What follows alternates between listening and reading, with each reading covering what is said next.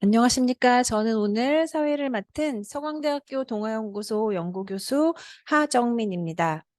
서강대학교 동아연구소에서는 이번 학기에 한국 태국 간 수교 65주년을 기념하기 오늘은 그 두 번째 시간으로 부산외국어대학교 전 총장이신 김홍구 교수님을 모시고 태국 학자의 시선으로 바라본 정치, 사회, 문화적 변동과 특성에 대해 살펴보는 시간을 가져보도록 하겠습니다. 지난 5월에 태국 총선 이후 큰 혼란을 겪으면서 태국 정세에 대한 우려가 세계적으로 커졌습니다. 그 이후로 내각 구성이 되면서 조금 잠잠해졌지만 태국이 안정화의 길을 찾아갈 수 있을지는 여전히 미지수입니다. 지난 9월 월간 태국 첫 번째 시간에는 서정인 대사님을 모시고 정치 외교 분야의 강연을 들었는데요. 오늘은 태국 전문가 1세대이신 김홍구 교수님을 모시고 태국 사회, 문화, 역사 전반에 관한 강연을 들어보려고 합니다. 먼저 간략히 김홍구 교수님을 소개해드리겠습니다. 김홍구 교수님께서는 1983년부터 부산외국어대학교 태국어과와 동남아학부 교수로 재직하셨고 2020년 여름부터 2년간 부산외국어대학교 제10대 총장을 역임하셨습니다. 태국의 치앙마이 대학교 사회과학대학과 까세삿 대학교 인문대학 초빙 교수를 지내셨으며 마하 쭈라롱권 대학교 한국 캠퍼스 명예학장을 지내시며 한국과 태국 간 교육과 문화 교류 증진에 크게 기여하셨습니다. 또한 한국에서의 동남아시아 지역학과 태국학의 발전을 도모하시며 국제지역학회 회장, 한국동남아학회 회장, 한국태국학회 회장, 사단법인 한국동남아연구소 소장, 태국한국문화원 자문위원 등을 지내셨습니다. 김홍구 교수님은 또한 정치 및 사회 분야 정책에 영향을 미칠 수 있도록 하는 데에도 중요하게 기여해 오고 계십니다. 국회 한아세안 포럼 자문위원, 신남방정책 특별위원회 민간 자문위원, 국가균형발전위원회 자문위원 등을 역임하셨고 최근에는 한태 소사이어티 상임대표, 외교부 장관 지역협력 특사로도 활동하고 계십니다. 교수님께서 그간 쌓아오신 공적과 애써주신 노고에 대한 아주 작은 보상으로 재작년인 2021년에는 청조 근정 훈장을 수상하셨습니다. 오늘 강연은 5시 30분 정도까지 진행되겠습니다. 그리고 강연 이후에 한 5시 50분 정도까지 질의응답을 받도록 하겠습니다. 그럼 박수와 함께 오늘 강연을 이끌어 주실 김홍구 교수님을 모시겠습니다.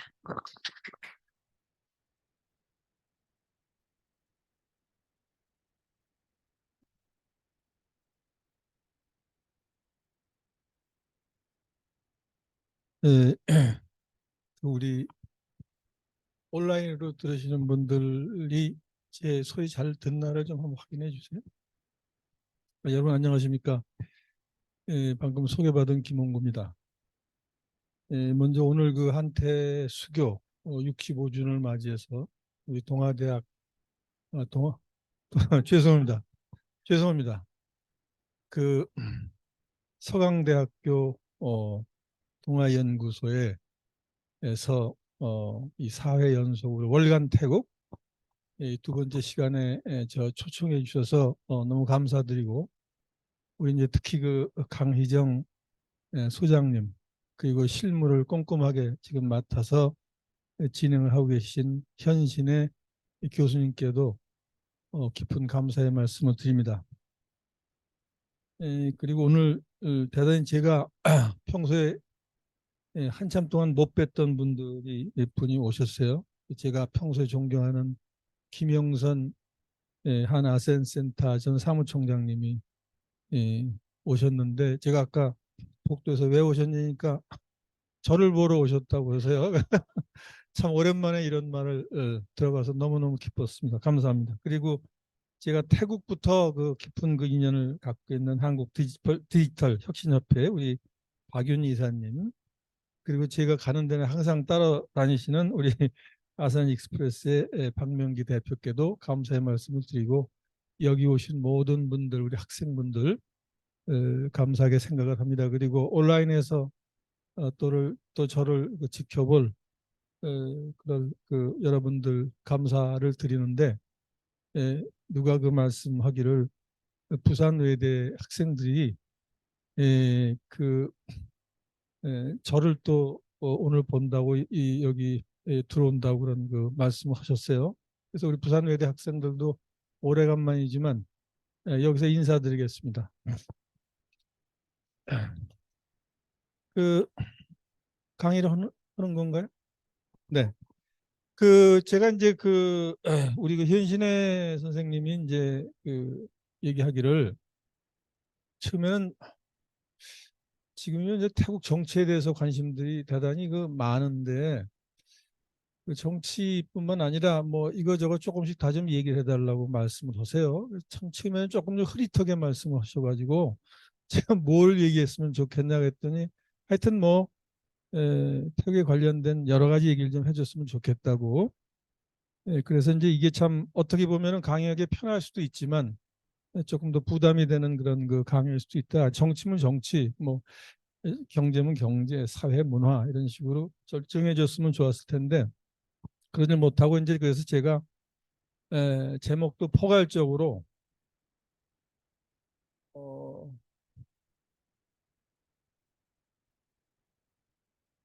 안 나오는데 태국을 이해하는 키워드들이라고 해서 제목을 잡고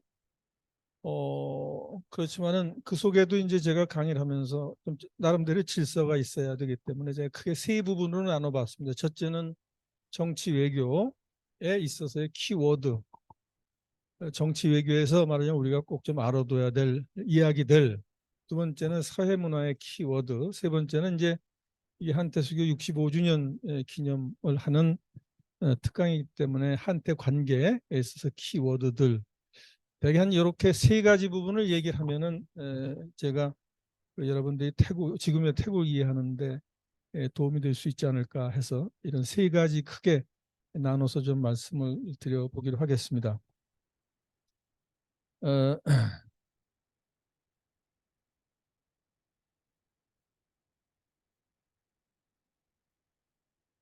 정치 외교는 사실은 전번에 우리 서정인 대사님께서 그 정치 외교에 대해서 말씀하셨죠.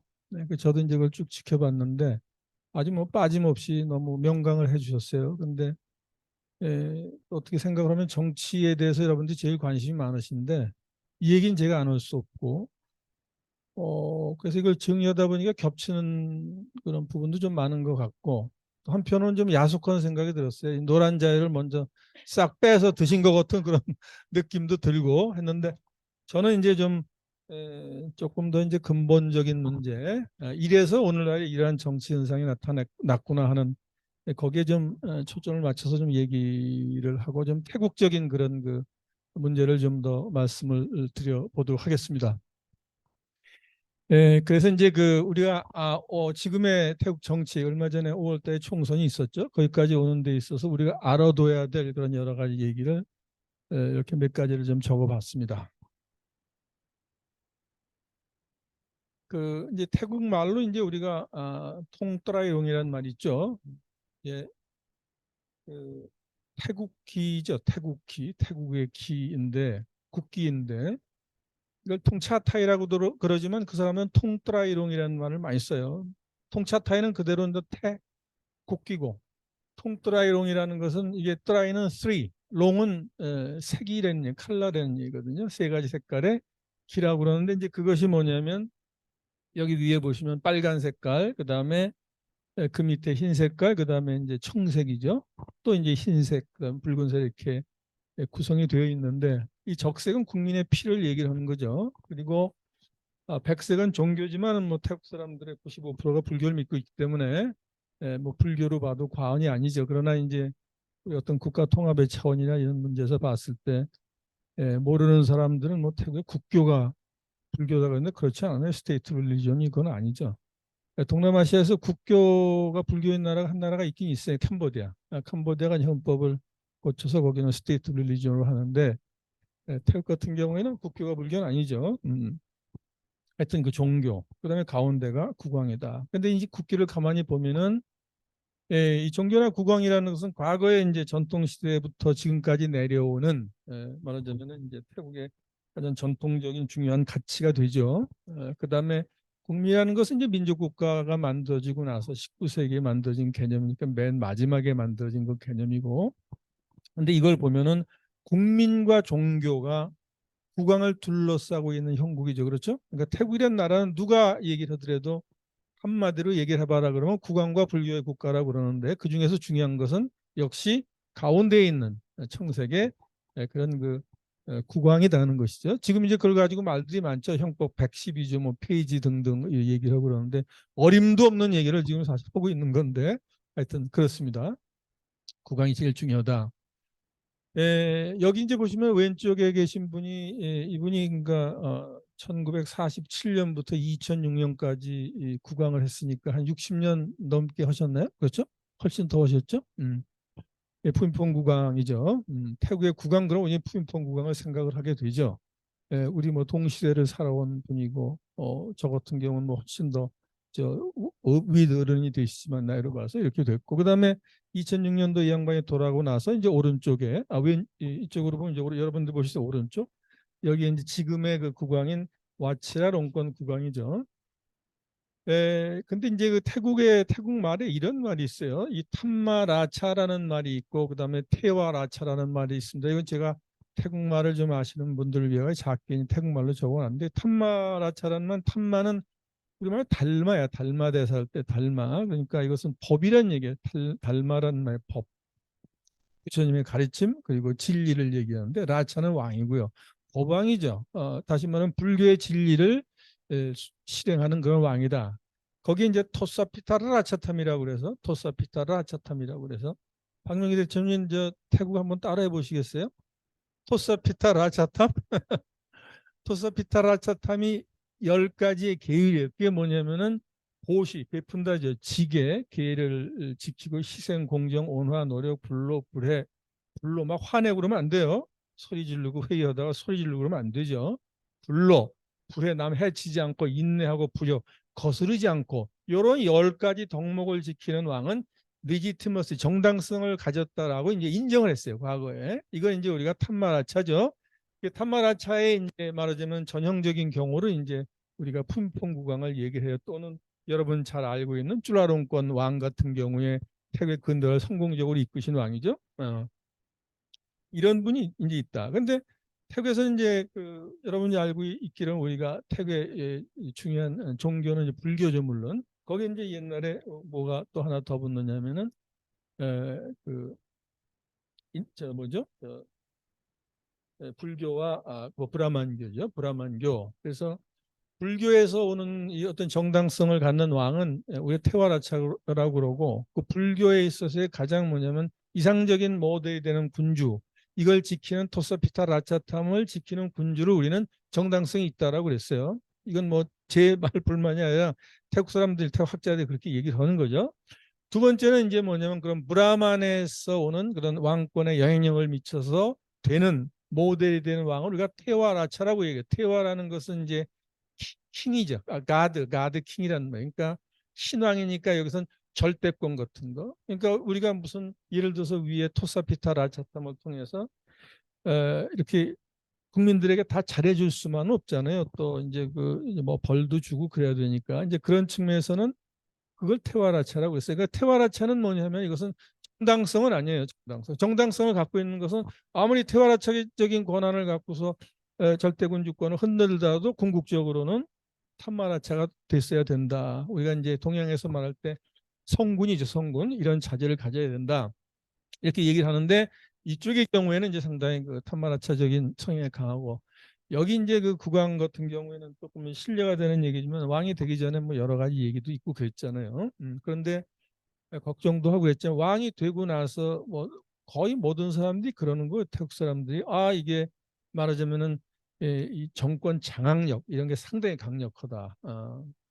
지금 뭐 상당히 강합니다. 왕실은 모든 걸 다 갖고 있고 돈도 갖고 있고, 그다음에 예를 들어서 자기 친위부대 같은 경우가 예를 들어서 왕실 소속이 옛날에 안 돼 있었어요. 이제 그런 거 왕실로 다 소속을 시키고, 또 군도 이제 꽉 잡고 있고 그래서 어느 때보다 강하다. 제가 볼 때 이제 테와라차적인 속성이 지금 강한 군주인데 궁극적으로 가서 정당성인 것은 이제 탐마라치에 있으니까 이제 좀 더 두고 봐야 되겠다 이제 그런 얘기고요.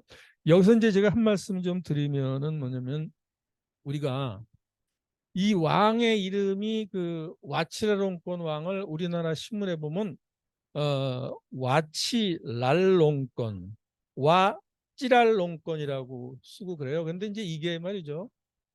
저는 이제 신문사 주고 그럴 때는 가끔 신문 같은 데 쓸 때 보면 태국말을 써서 이제 태국말 원어에 가장 발음 가까운 걸 하는데 우리가 이제 국립국어원에 외래어 표기법으로 썼다라고 그러는데 근데 문제가 되는 건 뭐냐? 이거 외래어 표기법이라는 게 이게 태국 문자가 아닌 태국어 로마자 표기를 갖고 쓰는 거기 때문에 이게 어떤 경우는 이게 너무 멀어지는 거라. 그래서 예를 들어서 국왕 같은 경우에 거기 국왕 모독죄가 있는데 국왕보고 가서 왓치라 롱건, 왓찔라 롱건 그러면 그건 문제가 있는 거죠.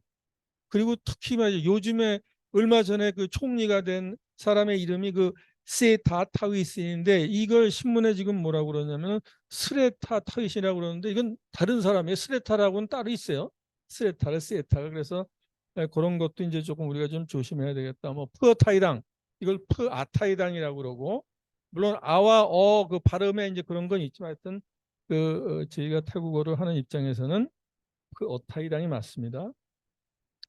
자, 그 다음에는 이제 뭐냐면은, 좀 이제 빨리 나가겠습니다. 그 다음에, 아까 이제 우리 정체성에서 국왕과 불교에서 국왕의 얘기를 했고, 그 다음에 이제 불교의 경우에는 우리와 달리 이제 여기는 상좌부 소승불교죠. 그렇죠?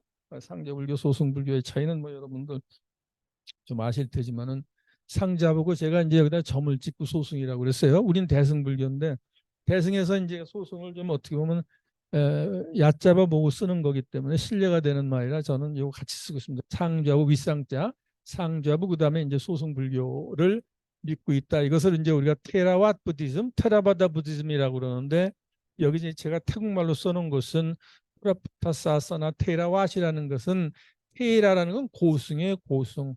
학식이나 뭐 이런 게 상당히 높은 그 승려들을 얘기하는 거고 왓이라는 것은 바다 왓이라는 것은 뭘 말하냐면 말이에요 말 고승의 말 그러니까 이제 이 언어를 통해서도 하는 것도 이게 에리트적인 이런 게 상당히 강해 에리트 불교라고도 얘기를 하고 그 다음에 과거에 있어서 부처가 처음에 얘기했던 그 깨달음을 갖다 설파한 것을 그대로 지키는 보수적이면서 근본주의적인 그런 근본적인 불교다 이제 이런 거죠.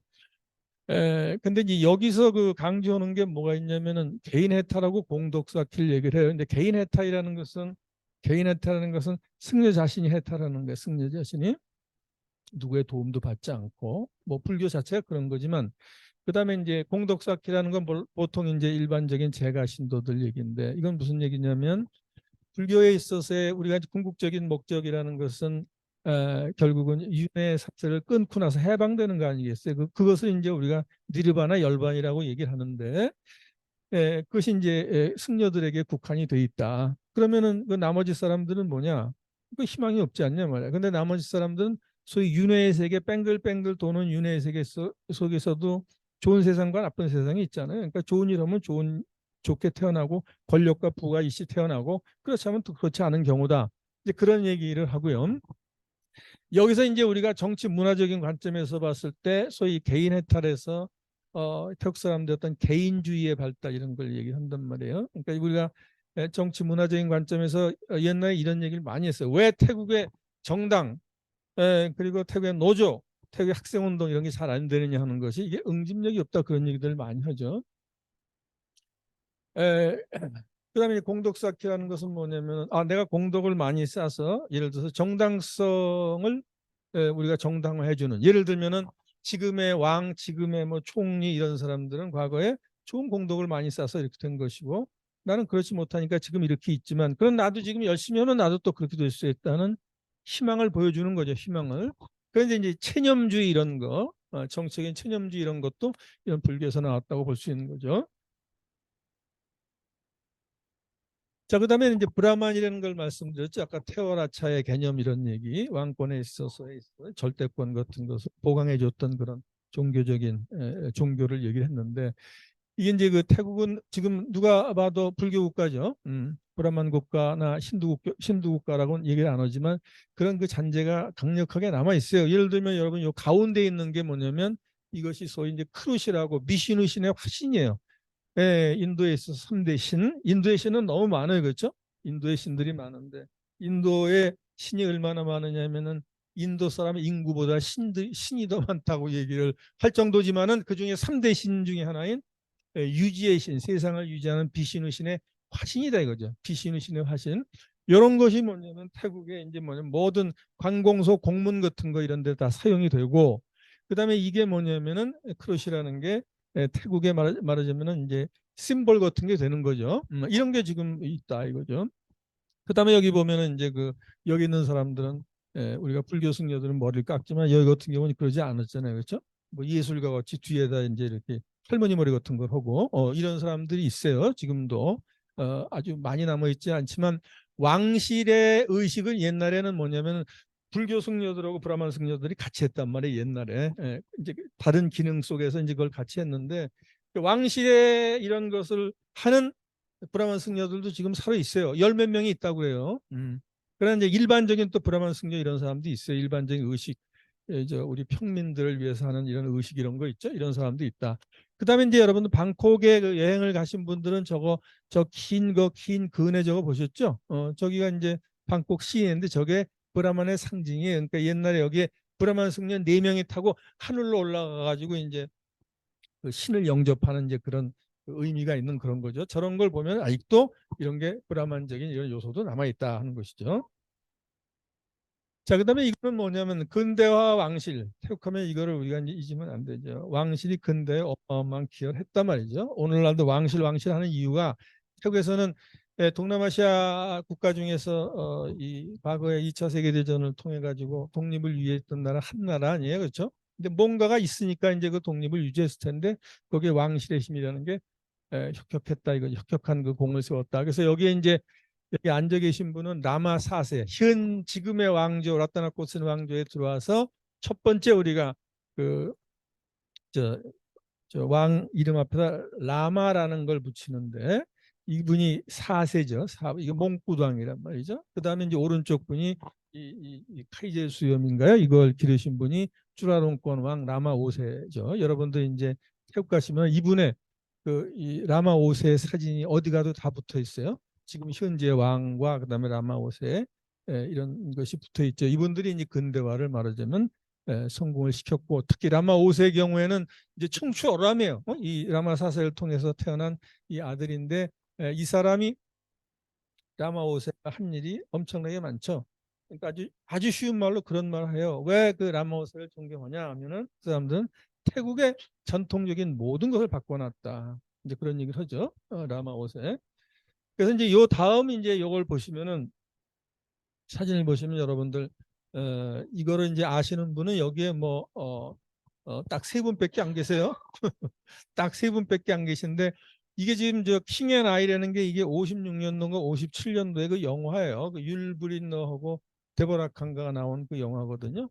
이게 이제 몽구왕을 라마 4세 아까 그 앉아 계신 분을 저거 했던 저게요. 근데 이거 지금 태국에서는 상영 금지에 왜냐하면 그 왕실 모독했다. 뭘 모독했냐면 이 라마 4세가 그 당시에 있었던 내용이 이게 뮤지컬 영화인데 싱가포르에 살았던 영국 여자가 와서 왕실에 뭐 왕자라든지 또는 후궁 이런 사람들 그 영어도 가르치고 그다음에 세계사 같은 거 가르쳤던 사람인데 거기서 이제 이 왕이 라마사세가 좀 괴팍해 보이는 거라 뭐 소리도 좀 지르고 뭐 이런 저기 그래서 그게 지금도 이 사람들은 볼 수가 없는 그런 그 영화죠. 그러다가 이것이 99년도에 이 여자 조지 포스턴가 하고 그 다음에 그 주윤발 하고 주윤발이 얼마 전에 여기 부산 국제영화제도 오고 우리가 벌매라는 말 하지만 갈수록 그 좋은 일을 많이 하더라고. 아주 매력적인 사람이에요 주윤발이가.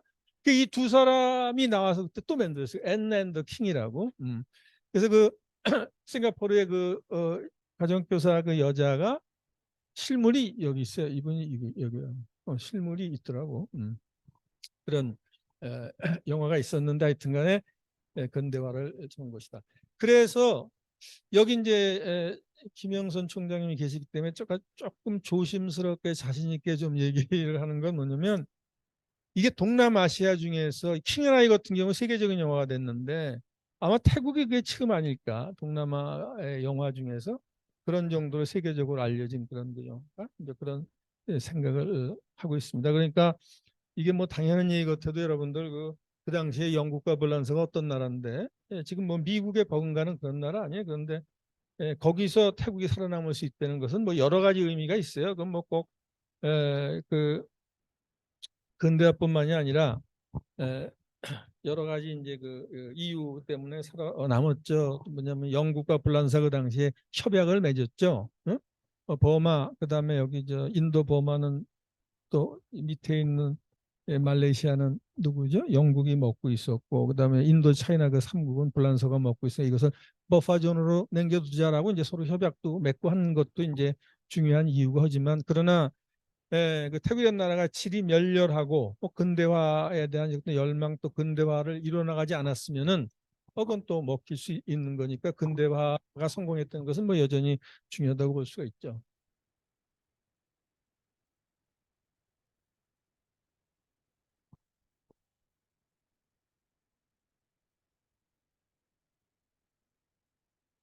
자, 그다음에는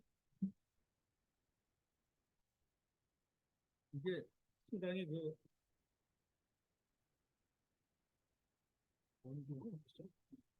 그래서 입이 막 노인네 같이 입이 막 타는데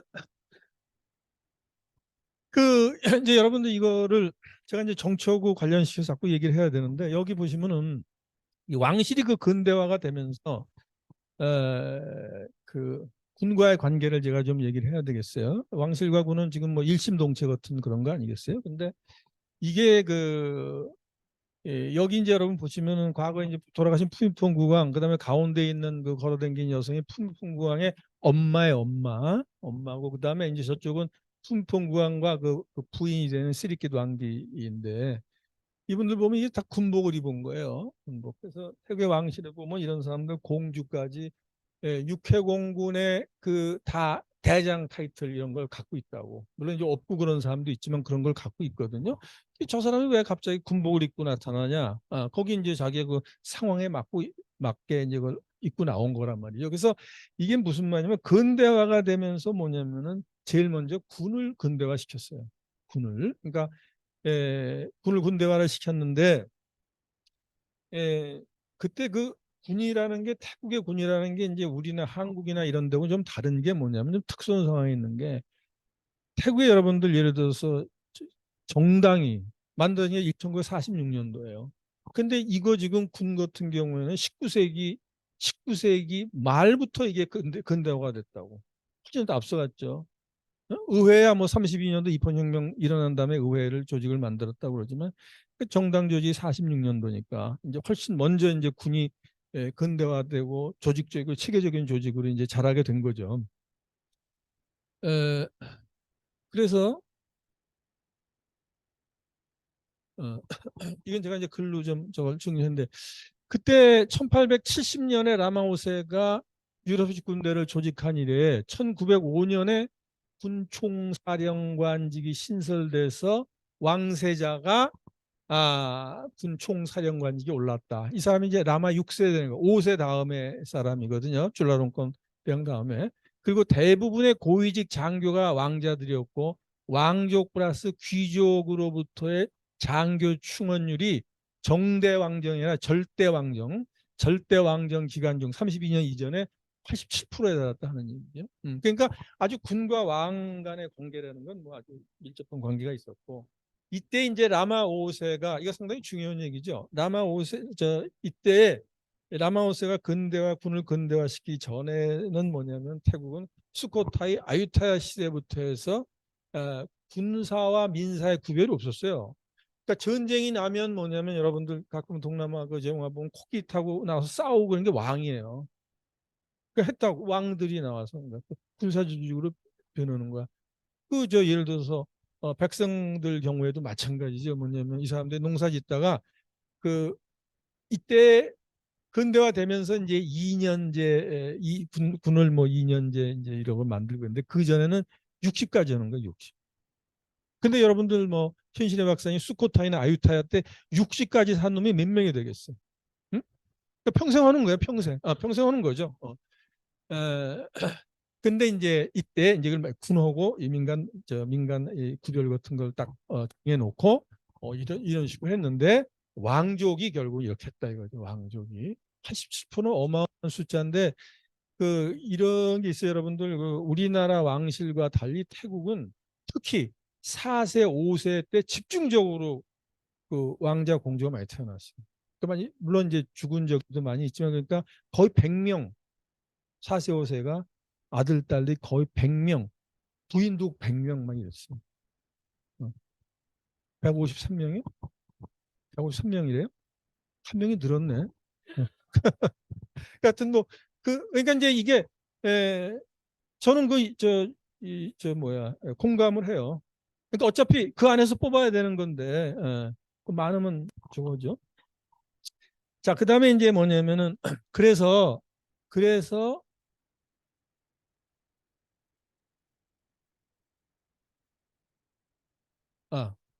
잠깐만, 요거 전이 맞아요? 내가 생각해보니까 오케이. 자, 그다음에 이제 뭐냐면 우리가 자 군이 쿠데타 이제 계속 일으켰잖아요. 이거는 이제 32년도에 이 사람들이 입헌혁명을 성사시켜 놓고 지금까지 성공 13번, 실패 9번. 뭐 이제 차이는 좀 있지만 대강 언론에서 이렇게 적더라고. 태국 그 신문이나 그래서 22번의 쿠데타가 있었다. 이거는 결국 뭐냐면 지금까지 평균적으로 4년 조금 지나서 쿠데타가 한 번씩 있었기 때문에 어떤 사람이 심한 경우에 그런 비유를 해요. 그러니까 태국에 있어서의 정권 교체 수단이 거기도 이제 뭐 저 국회의원 선거는 4년에 한 번이니까 그것이 벨롯 그러니까 투표에서 된 것이 아니라 물릿 총탄에서 된 것이다라는 정도로 얘기할 정도로 쿠데타가 여기는 많이 일어났어요. 그게 이제 뭐냐면은 혁명 일으키고 나가지고서 입헌혁명을 일으키고 나가지고 그 32년 같은 경우에는 혁명이라고 얘기를 해요. 정치 사회적인 변화, 이게 어느 정도의 그런 걸 그 정치 사회 변동을 거쳤기 때문에 그러니까 이때에 쿠데타 일으키고 나서 이게 의회나 아까 말씀드렸지만 정당 같은 경우에 46년도에 만들었잖아요. 이게 민주주의가 제대로 이게 작동되기가 힘들었다고. 그러니까 군이 이제 이렇게 계속해서 쿠데타를 일으켰다. 근데 이제 쿠데타 처음에 32년 혁명이 일어나고 난 다음에 왕족도 일단 물러났을 거 아니에요, 그렇잖아요. 근데 거기서도 이제 뭐냐면 왕족에 있어서의 왕정의 뿌리가 있기 때문에 33년도에 그 왕정 복고 쿠데타가 한 번 있었어요. 그러다가 이제 그건 무산이 되고 했는데 그러면서 뭐냐면 이때부터 결국 군 그리고 이제 또 군과 민간이 합세해가지고 32년 혁명을 일으킨 건데 여기하고 이제 왕실과의 이제 줄다리기가 있다가 이것이 47년도에 국왕이 됐던 푸미폰 국왕, 이 걸출한 푸미폰 국왕이 예를 들어서 왕실 재산 같은 거 다 뺏겼거든요. 이걸 다 이렇게 걷어온 거예요 지금까지 하나하나씩. 그래서 특히 그것이 계기가 된 것이 7년도 사리 쿠데타 이후에 이제 이걸 다 거의 이제 걷어오죠. 그다음에 사리 같은 경우에는 사리 타나라는 사람은 상당한 이저 로얄리스트예요, 로얄리스트. 그런지 자기가 쿠데타를 일으켜서 어떤 원죄 같은 게 있었을 거 아니에요. 과거에 32년 쿠데타 같은 경우는 명분이 있었잖아요, 그렇죠? 그러나 그런 그 자기의 어떤 이 군이 쿠데타를 일으켜서 정당성 없음을 왕한테 기대서 왕이 이제 그걸 말하자면 세례를 준 거죠. 이때부터 다시 찾아온 거예요, 그러니까. 우리가 이제 그런 얘기 하잖아요. 왕시에서 뭐 간섭하고 그러는데 이 사람들은 자기 거 찾아왔다고 생각을 하는 거예요, 지금까지. 그래서 이제 그런 것도 우리가 좀 생각을 해야 되고 이때부터 이제 뭐냐면은 국왕이 정치에 개입을 하면서 소위 이 정당성 부여 기능, 리지티마이저의 역할을 하는 거죠, 왕이. 근데 이제 여러분들 여기 보시면은 여기 탱크가 지나가고 그러는데 저쪽 그림 뭐 어떤 할머니하고 손잡고 가고 그다음에 어떤 젊은 여성이 사진 찍고 그러잖아요. 우리는 뭐 그러지 않잖아요. 그렇죠? 5.16 쿠데타 했는데 거기 가가지고 뭐 이거 찍고 그러지 않잖아요. 근데 그만큼 이 사람들은 아까 벨롯 분리시라는 얘기했지만 그걸 뭐 우리가 생각하는 그런 걸로 생각은 안 한다 이거죠. 그렇게 심각한 이런 걸로 생각 안 하고 또 이 사람들의 국민성이 그렇을 수도. 자, 이걸 보시면은 우리가 이제 비셔스 사이클이라고 그러죠. 악순환의 정치라고 그러는데 쿠데타가 이제 이 4년에 한 번씩 일어나고 그러니까 우리가 쿠데타가 일어난 다음에 군정이 시작이 되지 한 1년 정도 보통 해요. 그럼 그때 이제 헌법 같은 걸 만들어 가지고 자기들 유력에 군인들에게 선거하고 그다음에 이제 의회 민주주의가 가동이 되는데 이제 그러면서 결국 이제 그 4년 내에 소위 정적인 갈등이 있고 그다음에 그 위기가 오면 위기 해결의 방식이라는 게 뭐 대화 타협을 위한 뭐 정당 정치를 통해서가 아니라 쿠데타로 오는 거죠. 그러니까 그 전에 가장 최근에 쿠데타가 2004년 쿠데타였는데 그때 상황이 옐로와 레드로 이제 나눠졌어요. 그 당시에 이따가 좀 얘기하겠지만 그러니까 옐로와 레드로 나눠져 가지고 막 할 때 정말 제가 보더라도 뭐냐면은 이게 결정이 안 나요. 그러니까 서로 자기들 조금만 하니까. 그러니까 우리는 정말 이해할 수 없는 건데 그래서 그 당시에 뭐냐면 육군 참모총장인 이제 거기 육군 사령관이라고 프라유치 아노차라는 사람이 그 뒤에 이제 쿠데타를 가지고 총리가 있는데 불러 모은 거예요. 사무실에 회의실에 옐로우 레드를. 자 여기서 결론을 내라. 지금 뭐 방콕이 계속돼가지고 막 셧다운되고 이게 무슨 꼴이냐 말이야. 그러니까 여기서 오늘 결정을 해라. 그러니까 한 2, 3일 정도를 계속해서 회의했는데 못했어요. 그러니까 이제 이 사람이 자기 좀 어좀 잠깐 나갔다 온다고 나가다가 그냥 쿠데타를 일으켰어요. 와가지고 그때 뭐 동원한 것도 없이 와서 자 쿠데타 시작됐다. 끝. 그러고서 이제 했단 말이죠.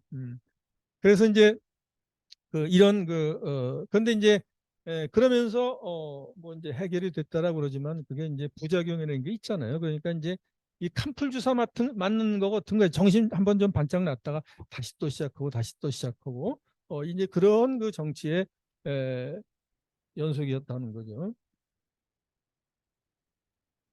에,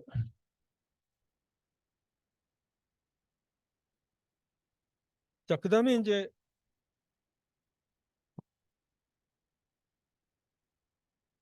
이거에 그다음에 오케이.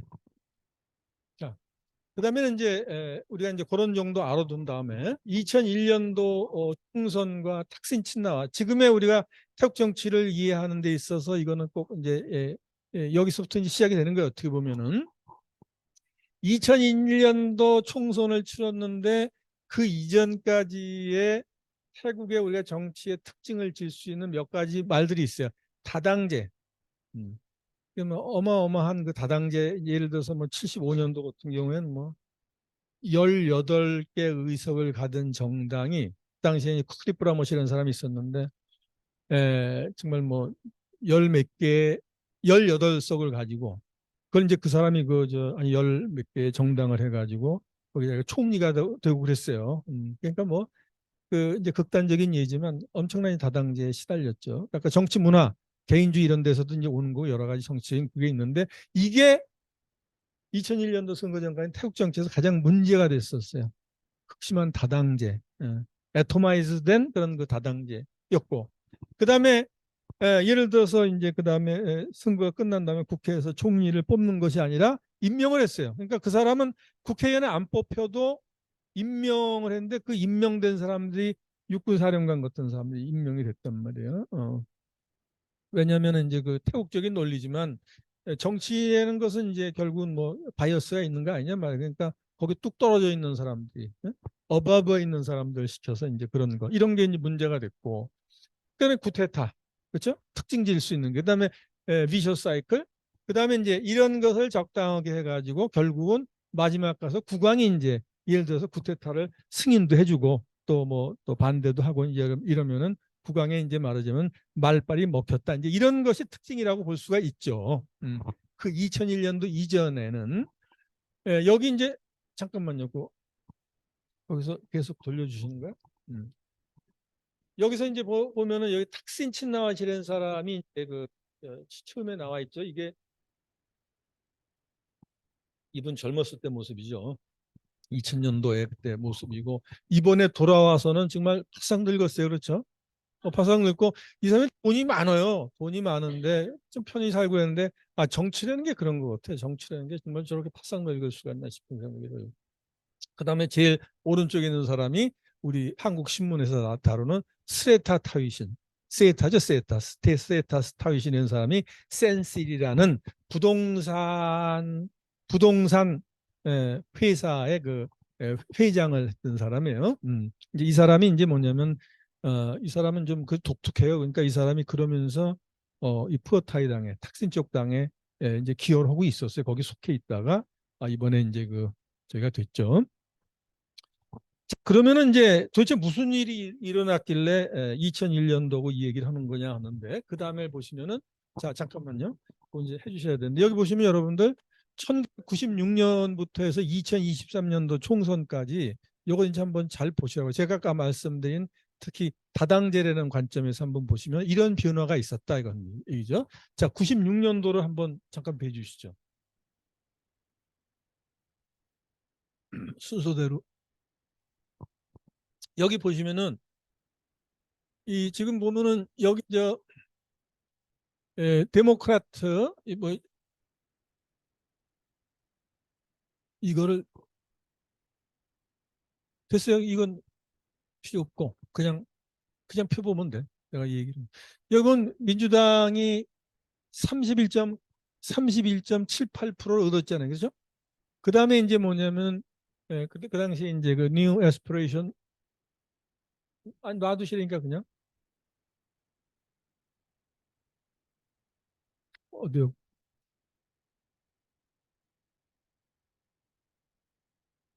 온라인 분들 못 보신다고? 못 보시면 안 되네? 그래, 오케이. 그 데모크라트가 31.78%, 뉴 에스피레이션 29.14, 그다음에 여기 12.38, 9.88, 뭐 이런 식으로 이제 됐었어요. 과거에. 자, 그다음에 이제 선거를 보시면 그 그다음에 2001년도 2000 2001년도 요 96년도 다음에 선거를 보시면 여기 보시면 지금 타이락타이당이 39.91%죠. 그렇죠? 39.91%를 얻었잖아요.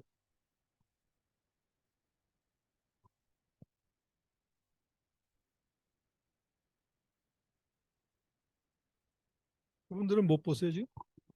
어.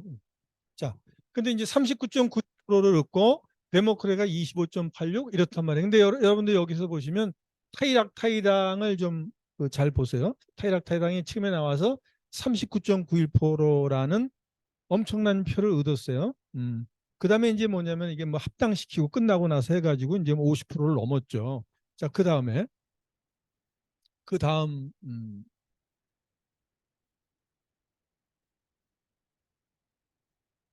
그렇게 해야 돼? 그러니까 타이락타이당이 이제 점점 좀 커지면서 혼자 과반수는 이제 그런 정당이 옛날에 없었다고. 그런데 오케이. 여기 보면은 60.48%로 얻었잖아요. 60.48%. 이건 없애주세요. 보시게. 여기 보시면은 60.48% 얻었잖아요. 이제 어마어마하게 얻는 거야. 어마어마하게. 자, 그래서 여기서 잠깐만. 자, 그런데 뭐냐면 2006년도에 쿠데타가 일어났죠. 그러니까 이게 뭐냐면은 태국은 사실은 뭐냐면 다당제에 이게 길들여져 있는 적이었었는데 이때 이제 그 다당제에 길들여져 있었는데 이런 괴물 같은 정당이 생긴 거예요. 음. 태국의 정치, 태국의 모든 것은 사실은 다 나눠 먹기라고. 어디 독식하고 그러는 걸 바라지 않는 거예요, 사람들이. 모든 게 다 거의 다 그런데 자 이제 이런 일이 벌어졌고 그다음에 뭐냐면 이것이 이제 어떤 왕실에 대한 위협 같은 게 되는 거예요. 왕실에 대한 위협 같은 거. 그다음에 이때 이제 탁신현 사람이 뭐냐면 포커스를 맞춘 게 뭐냐면 도시 빈민, 그다음에 농민 이런 사람들의 삶의 질을 높여주는 거. 그러면서 이 사람이 이제 포퓰리즘 정책을 막 쓰잖아요. 음. 그러니까 옛날에 어떻게 보면 이거 좀 말하기는 조금 이렇게 단순하게 얘기하긴 그런데 왕이 갖고 있던 정권이라는 게 이게 저쪽으로 넘어가는 감이 있는 거예요. 그리고 이제 정당 같은 경우도 그렇죠. 옛날에는 같이 해서 다당제를 해서 하면은 내가 뭐 예를 들어서 한두 석을 따더라도 과반수 넘기 위해서 그 사람을 모셔와야 되면은 무슨 장관 하나 시켜줘야 된단 말이에요. 최신부 장관이라도. 여기 혹시 뭐 최신부 장관 혹시 하신 분이 있으면 미안하지만 그래야 되거든요. 그걸 정치 자원의 분배가 옛날에 그러다가 이걸 먹질 못한 거 이제 이런 데서 오는 반발 같은 게 이제 있었고, 그 이제 부추기는 세력도 있었어요. 그 다음에. 자, 그래가지고 이제 뭐냐면은 이거는 도저히 안 되겠다 해가지고 그 다음 선거가 2019년 선거 아니에요, 그렇죠? 그래가지고 이때 뭐냐면 쿠데타를 2004년도에 프라유치 아노차가 일으켜가지고 선거 제도를 갖다가 이걸 완전히 바꿔버렸어요. 그러니까 무슨 얘기냐면 여러분 태국에서 학생개정당이 이름이 뭐 바뀌고 이렇게 나오더라도 몰표가 나오는 데가 동북부란 말이에요. 태국 이제 크게 말하면은 중부, 동북부, 북부, 남부인데 뭐 지금 6개로도 나누고 그런데 하여튼 그 정치적으로 그렇게 얘기를 하면은 동북부가 거기가 지역구 의석의 거의 3분의 1인데 그건 몰표가 나온다고. 옛날에 우리 뭐 이런 얘기 한 거, 옛날에 광주 전남에서 뭐 해서 이렇게 막 나오는 거 있잖아요. 옛날에 김대중 총재 시절에 나오고 이런 거란 말이죠. 그래서 이거를 선거를 해도 이게 문제가 된다 하는데 그동안 문제가 된다. 근데 그때 이제 2001년도에 탁신이 들어서기 전에 만든 헌법이 97년도인데 그때가 여러분들 저거란 말이에요. 우리 외환 위기 왔잖아요. 태국부터 시작을 했는데 그때 이제 뭐냐면은 태국에서도 이게 우리가 경제가 이렇게 되는 데 있어 가장 큰 부분은 정치적인 문제가 크다. 그래서 헌법을 상당히 민주적으로 바꾸면서 그때 야, 이 다당제 뜯어 고쳐야 된다 해서 이것을 과거에 이제 비례대표제가 아니라 단순 다수제로 바꿨단 말이에요. 그 당시에. 그러다가 쿠데타 해서 그냥 생각하는 그 이후에도 뭐냐면은 탁신이 물러나고 난 다음에 탁신 개정당이 계속해서 1위를 했어요. 2004년 이전까지. 그래서 이건 안 되겠다 해가지고 그것을 비례대표제로 바꿨다고. 비례대표제로 다시 바꿔가지고 이제 이게 나온 것이 현 교수님 이거 몇 년? 2019년도. 보니까 여기 보니까 팔랑프라차라시라는 게 이제 지금 프라 총리가 그 만든 그 정당인데 23% 아니에요, 그렇죠? 그 다음에 프로타이당이 21% 아니에요. 현저히 줄었죠. 그렇죠? 60 몇 프로부터 시작을 해가지고 줄었어요. 그러니까 이렇게 해서 17%, 10% 이런 게 생겼는데 이게 이제 과거에 다당제로 가는 거죠. 근데 여기서 어떤 그 돌발 변수가 발견이 됐느냐 하면은 여기에 퓨처 포워드라는 거, 지금의 전진당의 전신이란 말이에요. 이게 17.34%거든. 그게 비례대표제인데 지역구에서 31석, 그 다음에 비례대표 의석을 50석을 받은 거예요. MZ 세대들이 제일 지지했던 이 정당이 이래서 탄생하는 거예요. 이 비례대표제에 어떻게 보면 좀 우스운 얘기인데 이게 탄생을 하는 거예요. 자, 그런데 이때까지만 하더라도 136석에 이거 퓨처 포워드는 뭐 처음 나와서 81석을 얻었지만 하여튼 간에 퓨처 포워드 프로타이가 일당이 됐죠. 그래서 이제 그 뒤에 자 이제 이게 어떤 식으로 갈 건가? 여기에 이제 뭐냐면 기득권층에 말하자면 이제 이지메가 들어오는 거예요, 말이죠. 누구에게? 퓨처 포워드. 그래서 그 당시에 있어서 당수를 자 이제 그건 끝났고요. 그 다음 것 좀 한번 봐주세요. 그 다음 건 안. 그래서 이제 그 예를 들어서 선거법 위반 이런 거로서 의원직 면직시켜버리고 또 심지어 정당까지 해산시켜버렸습니다. 이번도 이제 선거가 있고 난 다음에 까우클라이 당에 아직까지는 결론이 안 났지만은 그 지금 그 피타 림자르낫이 선거법 위반해가지고 지금 헌법재판소에서 꽉 잡고 있잖아요, 그렇죠? 너 이제 까불지 말고 있어라. 그래서 지금 정지돼 있는 상태라고. 그다음에 이제 뭐냐면은 형법 112조 리지메제스법을 갖다가 말하자면 이제 그걸 막 없애버리자고 그러잖아요. 그거 자체가 그 말한다는 것 자체가 상당히 불경스러운 건데 그것도 지금 꽉 잡고 있다고. 그것은 정당 해산까지 갈 수 있는 거라. 자, 그 다음 페이지. 이거면 정치만 결국 얘기하다가 끝날 수 있는데 전번에 얘기 다 했는데 자, 그래서 그 다음에는 이제 뭐냐면 그 다음엔 좀 가벼운 얘기이기 때문에 제가 쉽게 넘어갈 수 있고 자, 그 다음에 그 앞일 거예요. 아, 요거 여기 이제 보면은 요거 놔주세요. 예. 여기 보면 뭐냐 아까 탁신 얘기를 조금 더 하면 탁신이 그래가지고 뭐냐면은 이 국왕을 정점으로 하는 군부 관계 재계 등 보수 세력 동맹과 이제 말하자면 이게 이제 맞붙게 된 거라고. 그러니까 우리가 갖고 있는 정치 자원을 이놈들이 다저 잘라가는구나 말이죠. 그래서 이게 이제 그 덩칸 맥하고라고 영국 교수인가 이 사람이 얘기했는데 태국 말로는 사실은 이걸 이제 우리가 네트워크 모나키라고 그 사람은 그랬지만 안마시는 게 안마시는 말이죠. 안마가 아니라 안맛. 이게 뭐냐면 가신그룹을 말하는 거예요. 가신그룹. 이 사람들끼리는 이 주파수 이게 사이클이 딱 맞아요. 그러니까 이 어떤 정치 변동기 이런 거 볼 때 이게 어떻게 될 건가 말이야. 그럼 이 사람들은 딱 이 전번에도 소위 이제 그 까우클라당 전진당이 저거 됐을 때 이거 어떻게 될 건가. 이거 다 알아서 다 한단 말이야. 자기들 다 알아서 처리. 이 사람들은 뭐 정치를 하루 이틀 해본 사람이 아니란 말이죠. 그러니까 이제 이게 뭐냐면은 왕실, 응?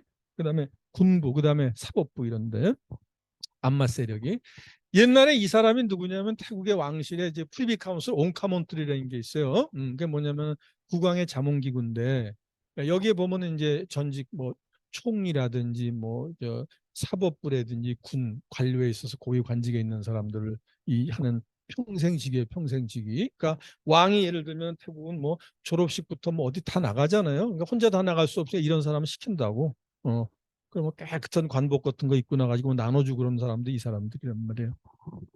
세상에 이렇게 좋은 직업이 없어요. 어디 가도 뭐 헬리콥터 타고 가고 뭐 저거고 다 대접해주고. 그러니까 충성하는 거예요. 자, 그런데 이제 그 장이 소위 프렘틴 술라네논이라는 사람인데 이 사람이 육군 대장 출신이고 총리를 8년 했어요. 이때가 이제 80년 초부터 해서 88년까지고 태국이 어떻게 보면 가장 행복스러운 시절일 수도 있어요. 이때는 정치적으로도 좀 안정이 됐고 경제적으로도 많은 그 발전이 있었고 그랬는데 이 사람이 뭐라고 그랬냐면 이런 말을 했어요. 탁신이 그때 막 너무 방방 뜨니까 이 사람이 뭐라고 그랬냐면 육사인가 가서 그 자기 연설하면서 야 이게 말이야 왕은 말의 주인이고 총리는 저 기수다 말이야. 그 기수는 항상 바꿔질 수 있는 거다. 그러니까 너희들 그때 이제 2006년 쿠데타 일어나기 전에 경고한 거. 너희들 똑바로 줄 서야 돼. 뭐 이런 거라. 근데 이게 딱 맞는 얘기라 지금도 마 주고 그다음에 얼마든지 바꿀 수 있으니까 그런 그 유명한 말을 그 프렘이라는 사람이 한 적이 있었습니다. 자, 그래서 이 탁신이 말하자면 탁신이 이런 모든 권력을 쥐고 하는 거에 대한 이제 반발 같은 게 여기저기서 다 나왔죠. 나와가지고 그 다음 보세요.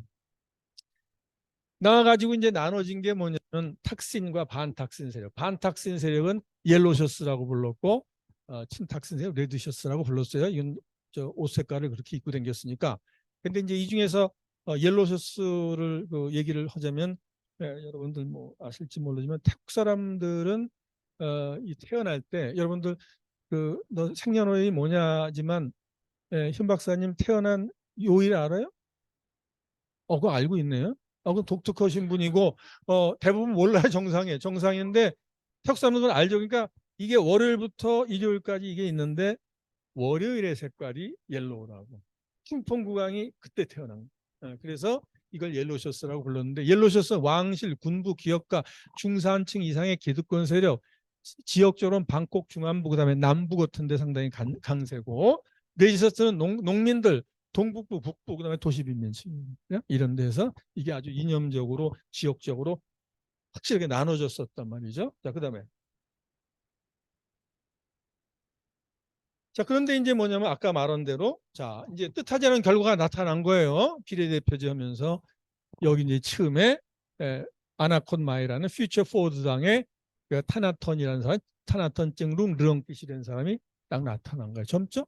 이 사람도 뭐냐면은 그러니까 우리로 말하면 강남 좌파예요. 그러니까 자기 사업도 하고 그런 사람인데 사업도 하고 뭐 돈도 있고 그런 젊은이였는데 이 사람이 이제 그 선거 그 치르고 난 다음에 바로 이제 그 의원직이 이제 박탈이 되고 그 당시에 아까 그 31석 플러스 지역구 31 그다음에 50석이 비례대표라고 그랬죠. 이 아나콘 마이당에 여기서 비례대표 의원을 하고 있었던 게 누구냐면은 지금의 피타 림자르낫이라는 사람이에요. 자, 그다음 그래서 이제 피타 림자르낫이 이번에 했는데 그 이번 선거 결과는 조금 이따 얘기를 하고 여기 보니까 이제 이 사람 일단은 잘생겼잖아요. 그렇죠? 잘생겼어요. 그 얼굴을 무시할 수 없는 거예요. 그렇죠? 잘생긴 거고 그다음에 여기 지금 애를 또 혼자 기르고 그러니까 이건 막 몰표가 나오는 거예요. 응? 애를 또 혼자 남자가 살면서 애를 뭐 보살피고 그러니까 그리고 이제 이 사람이 하버드하고 그다음에 MIT에서 석사를 했고 그래서 이 사람에 대한 이제 관심이 아주 이제 그 높아지는 그런 과정에서 그다음 선거를 치러서 이번에 선거 결과가 나왔어요. 근데 선거 결과를 보시면 여기 이제 그 무브 포워드라는 게 저거란 말이죠. 무브 포워드 맨 위에 있는 게 지금의 피타 림자르낫이라는 사람의 전진당 152석, 후어타이당, 탁센당 141석. 자, 이 선거 결과가 나오기 전까지만 하더라도 모든 예를 들어서 그날 선거 날 그 뭐죠? 저 나오면서는 조사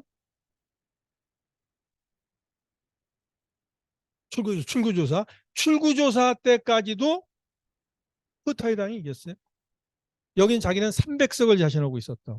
300석을 뭐 안 되더라도 200석은 넘는 거 한 250석까지 얘기했고 누가 보더라도 무브 포워드가 된다라고 하는 건 뭐 한두 군데에서 얘기를 한 거. 그런데 뜻하지 않은 결과가 나타납니다.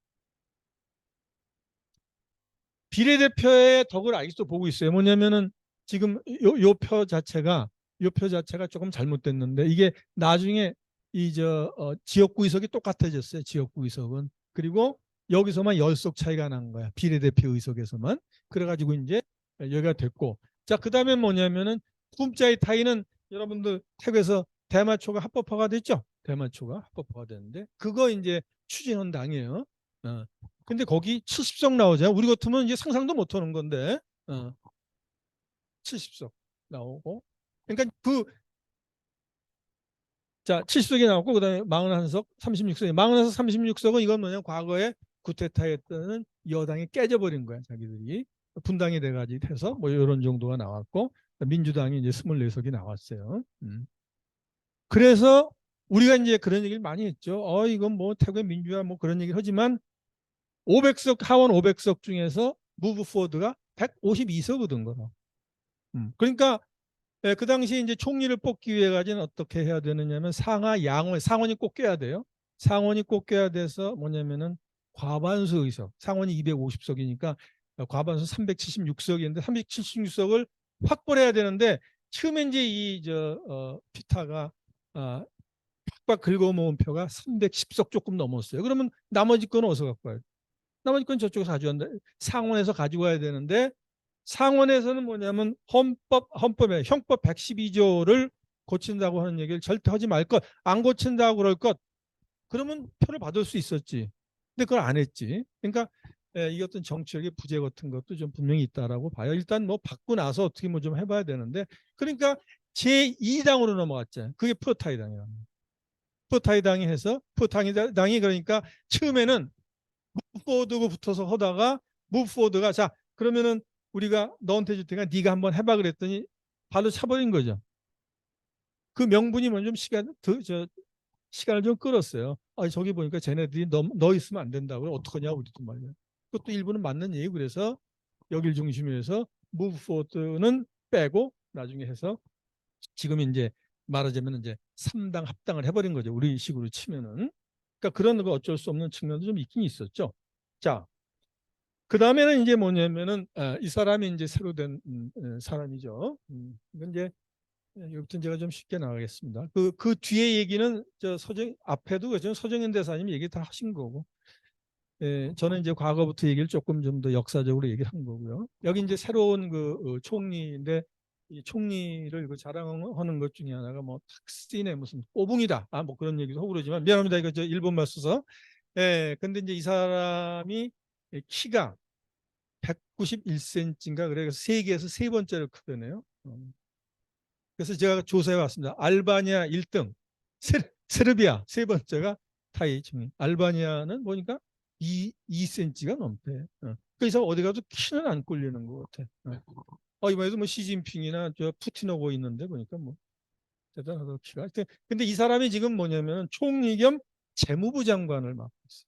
그좀 이상하잖아요. 보통 총리 겸 국방부 장관을 맡는다고 중요하니까. 그러니까 이제 이 사람이 그 선거 때 뭐가 있었냐면 이 사람이 부동산 개발 회사의 회장 때 어떤 일이 있었냐면은 불법 부동산 거래가 뭐 있었다고 그래가지고 그거 갖고서 뭐 문제가 많았어요. 그래서 이 사람이 안 될 거다. 총리 후보를 한 당에서 3명 낼 수 있으니까 그래서 탁신의 딸이 뭐 될 거다 막판엔 그러다가 이제 이렇게 지금 됐는데 그래서 이제 내가 재무부 장관 자리 일단 좀 쥐고 있어야 되겠구나라고 얘기를 한다고 그래요. 예. 하여튼 뭐 이제 그렇고요. 그다음에 이제 이 사람은 보니까 뭐가 될 것 같지도 않은 생긴 사람인데 이 사람이 지금 까우클라인 전진당의 당수예요. 그러니까 아까 말한 저기가 총리직을 저 총리가 아니라 국회의원직이 지금 홀딩돼 있는 상태인데 이 사람이 왜 까우클라이 당 대표가 됐느냐 하면은 태국에는 우리나라하고 달리 의회 내에 오포지션 리더라는 직이 있어요. 공식적으로. 그래서 이제 그걸 하려고 그러니까 이건 지금 자격이 없잖아요. 홀딩되어 있는 상태에. 그래서 그 당시에 사무총장인 이 사람이 이제 하게 됐다. 젊어요. 여기는 뭐 해봐요. 45살 다 거의 밑이야. 젊은 사람들이고. 자, 그렇다라는 거고요. 그 다음에 이제 합시다. 그 다음에 외교에 대해서 이제 좀 얘기를 하자면 태국은 뭐 여러분들 그 서정현 대사님도 얘기했지만 대나무 외교 정책이라는 얘기 많이 하죠. 뱀부 팔러스라는 게 바람에 흔들리지언정 부러지진 않는다, 쉽지 않다 그런 건데 이게 이제 19세기의 소위 영불 외교를 통해서 아까 말한 근대화가 성공하고 또 영불 협약에 의해서 버퍼존으로 만들어졌고 거기다가 뭐냐면은 그 사람들이 징징댈 때 땅을 떼줬다. 그래서 그 당시에 영국과 프랑스에게 떼준 땅이 지금의 태국 땅의 양보다 많다라고 얘기를 하잖아요. 근데 우린 사실 뭐 떼줄 땅도 없었어요. 우리 한국 같은 경우에는 이런 거 영토활용 정책을 해서 하여튼 외교 저걸 했단 말이죠. 그다음에 2차 대개대전 중에는 일본이 이제 41년 1년이죠. 1년 12월인가에 태평양 전쟁이 일어나고 나서 동남아로 밀고 들어왔잖아요. 그때 이제 뭐냐면은 다른 나라 다 일본에 말하자면 3년 4년 식민지 했지만 태국만은 안 그랬단 말이에요. 태국은 그 일본도 이제 명분이 있는 거니까 태국은 뭐 영국이나 프랑스의 식민지가 돼본 경험이 없으니까 다른 데는 해방시켜 준다고 들어왔지만 태국도 많은 위협을 받긴 받았죠. 일본으로부터. 그래서 했는데 그 일본과 손을 잡으면서 과거에 영국과 프랑스로부터 그 영토 할양 정책 떼준 땅 일부분을 다시 찾아왔어요. 그 중에서 중요한 게 뭐냐면 여러분 지금 CM립 뭐예요 저기 저 우리 관광 많이 가는데 앙코르와트 앙코르와트에 있는 땅을 떼줬다가 다시 갖고 왔잖아요. 그 태국게 됐다고 42년도인가에 그러다가 2차 세계대전 일본 칭가 깜짝 놀라서 다시 돌려줬지. 예. 이제 그런 거고요. 하여튼 그런 외교를 잘했고 2차 세계대전 중에 그 당시에 그 총리였던 피분 송크람이라는 사람이 있어요. 태국 총리인데 군 출신인데 이 사람이 그 자기 이제 나중에 보니까 사신에 프라이빗 레터에 보니까 자기 친구한테 자 우리의 결국 뭐냐면 우방 친구는 이번에 이긴 쪽이다. 그런 얘기를 썼다고 그래요. 그래서 나중에 이제 이게 영국과 2차 세계 영국과 미국의 선전포고 했어요. 그럼에도 불구하고 46년도에 태국이 제일 먼저 저길 들어왔잖아요. 국제연합에 편입이 되고 또 그런 외교를 잘해서 물론 이런 얘기들도 해요. 태국 외교에 있어서의 어떤 도덕성 이런 문제도 하지만 하여튼 외교를 그런 걸 잘하죠. 또 그 뒤에는 2차 세계대전 이후에는 세계 냉전 뭐 여기서 미국과 또 중국 사이에서의 어떤 균형 외교 같은 거 처음에는 물론 이제 미국 쪽으로 기울어졌지만 75년도에 인도 차이나가 공산화 되고 때부터 또 중국하고 손잡고 이제 이렇게 왔다 이거죠. 자, 그다음 그래서 이제 이거는 뭐 여러분들 읽어보시고요. 그 지금 최근에 2014년도에 쿠데타 후에 미국이 비난받자 중국 편에 바짝 다가갔다. 중국 무기를 사고 합동 군사 훈련도 실시했다. 미국하고도 지금 합동 군사 훈련을 해요. 그건 뭐냐면은 2015년부터 중국하고는 펠컨 스트라이크 훈련을 하고 미국과는 매년 코브라 골드 훈련을 하죠. 우리 이제 한국 해병대도 이제 가고 그러는데 그다음에 이제 뭐냐면은 태국은 그 미국인에게 공군기지를 사용할 수 있도록 제공을 했고 또 2020년 같은 경우에는 그 모스크바 사관학교에서 태국 사관학교 생도들이 훈련을 받도록 러시아 합의도 했고 그런 게 아주 상당히 여긴 뭐 실용적인 저런 걸 많이 강조를 하기 때문에 그래서 이번에 새로 된 외교부 장관이 그런 얘기를 했어요. 그래서 이코노믹 디플로머시다. 자기들은 경제 우선주의 그다음에 실용적인 그런 거다. 그다음 바게닝 파워, 이퀄리블리움 이런 얘기를 이제 그 항용 쓰고 있고요.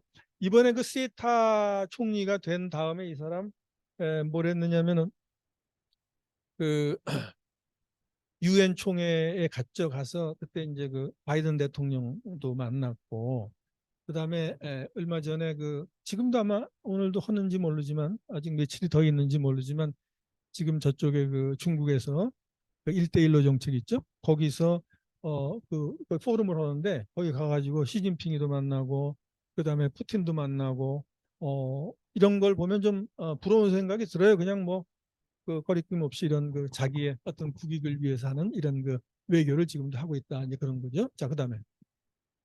자 그다음에는 이제 크게 두 번째 정치 외교 끝나고 크게 두 번째인데 에, 이걸 뭐 제가 이제 다 할 필요는 없겠지만 여러분들 여기서는 이제 태국 사회의 특징 그다음에 태국 사람들의 주요한 가치관 이런 건데 제가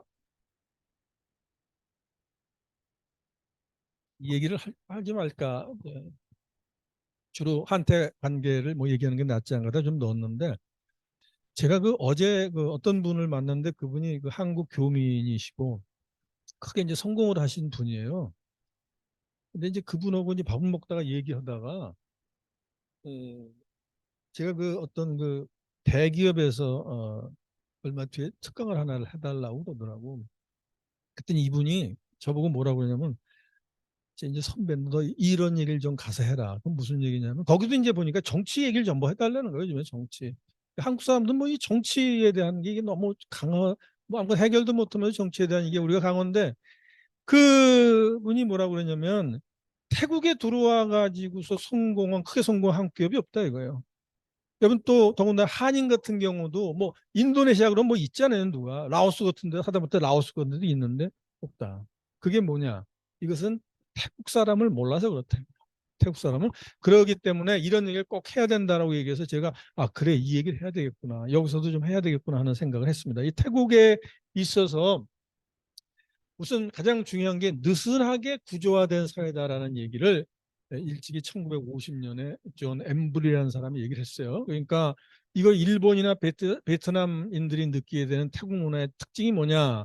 베트남도 여러분 그렇잖아요. 유교 문화고 그러니까 우리와 같이 이렇게 좀 조직적 이런 게 있단 말이에요. 이게 뭐냐면은 개인주의적인 성향, 규율의 부재, 질서 정연의 부족 뭐 이런 얘기를 했다고요. 그래서 결론적으로 태국은 루스 리스트럭처도 소셜 시스템이다. 이런 것이 결국은 뭐냐면 아까 말한 상좌 불교의 영향 플러스 풍요로운 자연 환경. 그러니까 씨만 뿌리면 말하자면 먹고 살았으니까.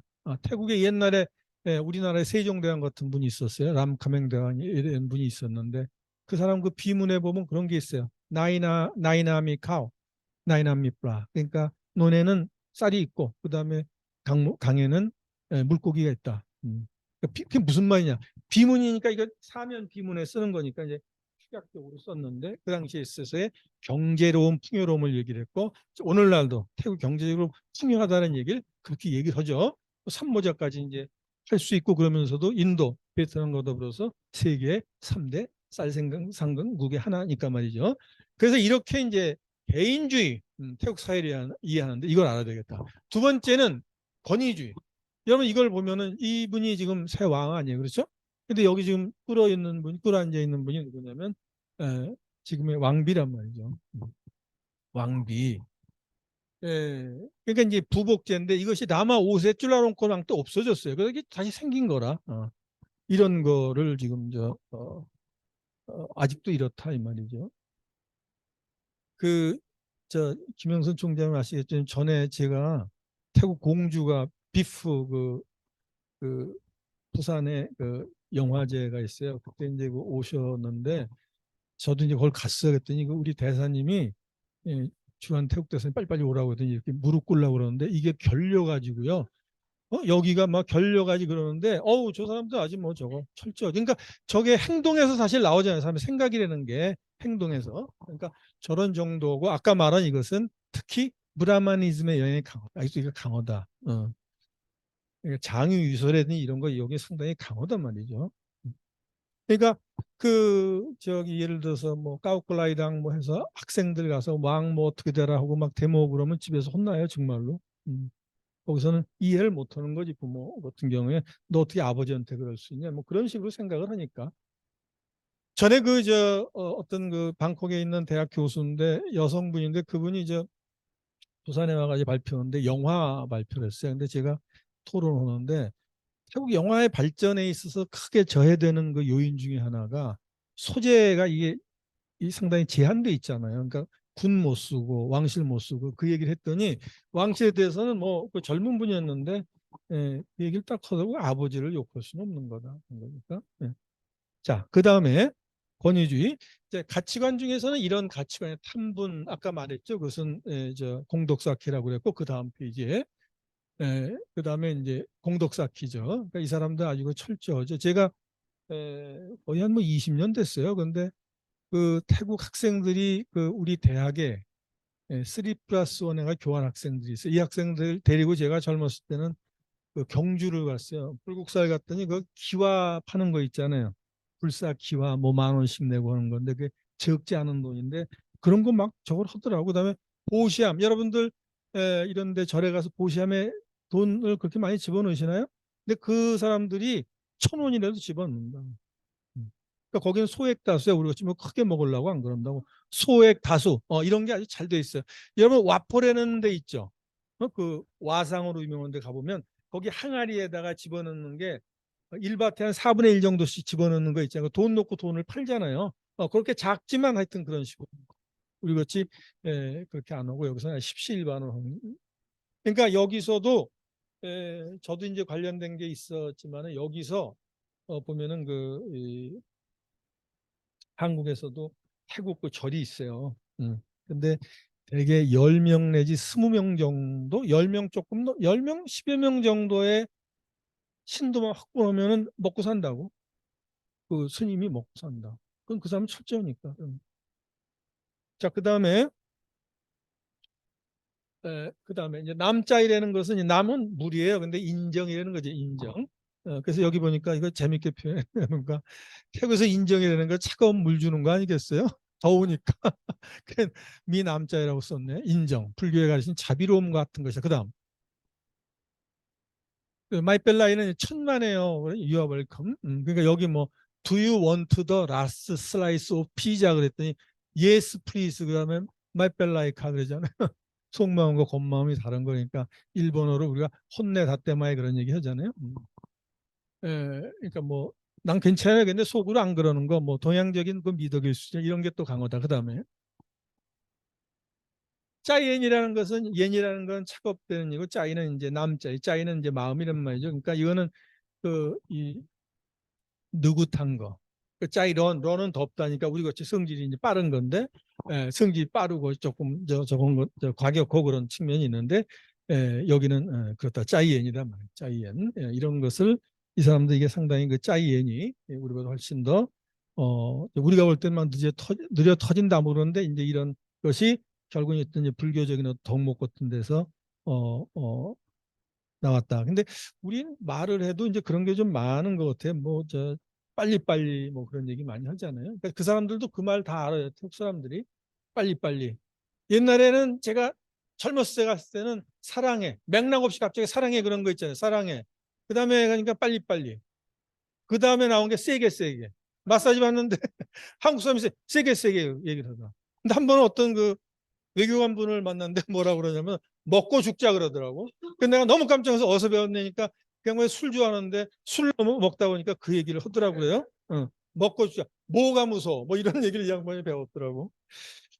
그 다음에는 이제 그 다음 거를 보면은 저는 이제 태국 사람들의 성격 중에서 제일 이제 그 제가 이게 정말 태국 사람의 느낌, 이게 끄랭짜이 같아요. 이게 뭐냐면은 직접적으로 표현 안 합니다. 우리도 그런 게 있지만 그 오해를 해요. 여러분 태국 사람들 보면은 뭐 하면 태국말에 나이면 나이 할 수 있다. 뭐든지 다 해준다고 해도 안 된다고 그러는 게 없어요 거의. 근데 우리가 나중에 속았다 그러는 거는 우리가 생각하는 거에 거하고 그 사람 생각하는 우리는 10개를 바라는데 걔들은 1개 내지 반 개를 생각을 해주는 거니까 그 사람이 사실 잘못한 게 없는데 이제 그런 게 있죠. 우리 이제 가치관에서는 차이가 있는데 이 끄랭짜이 같은 것이 상당히 강하다 그런 얘기죠. 자, 그 다음에는 괌산업. 이 사람은 뭐 너무너무 즐기는 걸 좋아하고 점성술 같은 걸 좋아하고. 자, 그다음 마지막으로 이제 우리가 태국을 이해하는 키워드 한태 관계에 대해서 좀 봅시다. 한국과 태국은 여러분 1958년도 10월 1일 날 그 다음 페이지 보시죠. 제가 한 15분 더 해도 되죠? 네. 이거를 그냥 이거 보시는 분 다 드려도 돼요? 이거 보시라고 이제 혹시 저 못했거나 그런 건 여러분 가서 뭐 보시면 되겠습니다. 여기 보니까 여기 이제 중요한 게 58년 10월 1일 날 외교 관계를 수립을 했죠. 전체적으로 한국의 9번째 수교국이고 동남아시아에서는 필리핀이 49년도, 그다음에 태국, 그다음에 6.25 때 파병한 국가도 그 두 나라죠. 동남아시아에서 아세안에서는 그다음에 1962년도 2년 뒤가 말레이시아가 세 번째로 수교를 한 그런 국가이죠. 자, 그다음에 이제 우리가 한태숙이 65주년을 이거 맞아가지고 제가 50주년 때 방콕에서 한태규 대사님 계실 때 총장님 한태규 대사님 계실 때 제가 그 여기 한 20분이 갔어요. 여기서 그때 우리 그 후원도 많이 받고 그래가지고 거기 방콕에서 제가 하면서 뭐라 그랬냐면 이제 이게 마지막이 된다고 그러고 그랬는데 이걸 서강대에서 하네 65주년에 그래도 하여튼 뭐 얘기나마 하는 게 정말 세월이 빠른 것 같은데 여기에 이제 보면은 우리가 그 쟁점이 몇 가지가 있어요. 그게 이제 뭐냐면 그 중에 하나가 태국은 보면은 관광. 지금은 이제 뭐 관광객이 보니까 이제 베트남 그다음에 필리핀보다도 좀 못하고 그죠. 그렇지만은 얼마 전까지는 태국이 이제 1위였죠. 그다음에 이제 한류. 이건 뭐 여러분들이 이제 그 많이 알지만 태국에 지금 우리나라 아이돌이나 이런 저 중에서 동남아시아 다른 국가는 없잖아요. 그렇죠? 태국만 있다고. 그러니까 요즘에 가장 저거 한 것 중에 하나가 저 블랙핑크의 그 리사가 아니라 라리사죠. 라리사인데 이제 우리 리사라고 그러는데 그다음에 그 전에 이제 그건 말하자면 아이돌의 말하자면 이제 시조가 됐지만은 니차쿤도 이제 발음 편하게 이제 하는데 그 다른 동남아는 그게 없거든요. 그러니까 태국이 하여튼 그렇다 이 말이죠. 자, 그래서 이제 그 어, 관광이나 이런 쪽에서는 문화교류 쪽에서는 태국이 일단 발군이지만 문제가 되는 게 이제 뭐냐면 이건 넘어갑시다. 태국하고 한국하고는 큰 말하자면은 쟁점이 없어요. 그런데 이제 제가 볼 때 이제 쟁점이 되고 있는 게 뭐냐면은 한 아세안 이것은 통계를 이제 조금 봐야 되는데 이거를 이제 그 우리 여기 오늘 나오신 김영선 총장이 계실 때 이걸 화끈하게 이걸 만들어 놓으셨다고 이때부터 다져 놓은 거야. 이게 아주 유용해 여러분. 한 아세안 센터를 보면은 가서 들어가 보시면 자, 요거 좀 한번 봅시다. 여기 보면은 제가 이제 그 쟁점을 얘기하려고 그러는 것이 태국이라는 나라가 동남아시아 국가 중에서 국력의 크기가 두 번째요. 그러니까 인도네시아 다음에 태국이거든요. 그런데 우리가 한국이 동남아시아 국가와 예를 들어서 무역과 투자 사정을 보면 무역 같은 경우에는 중간밖에 안 된다. 우리가.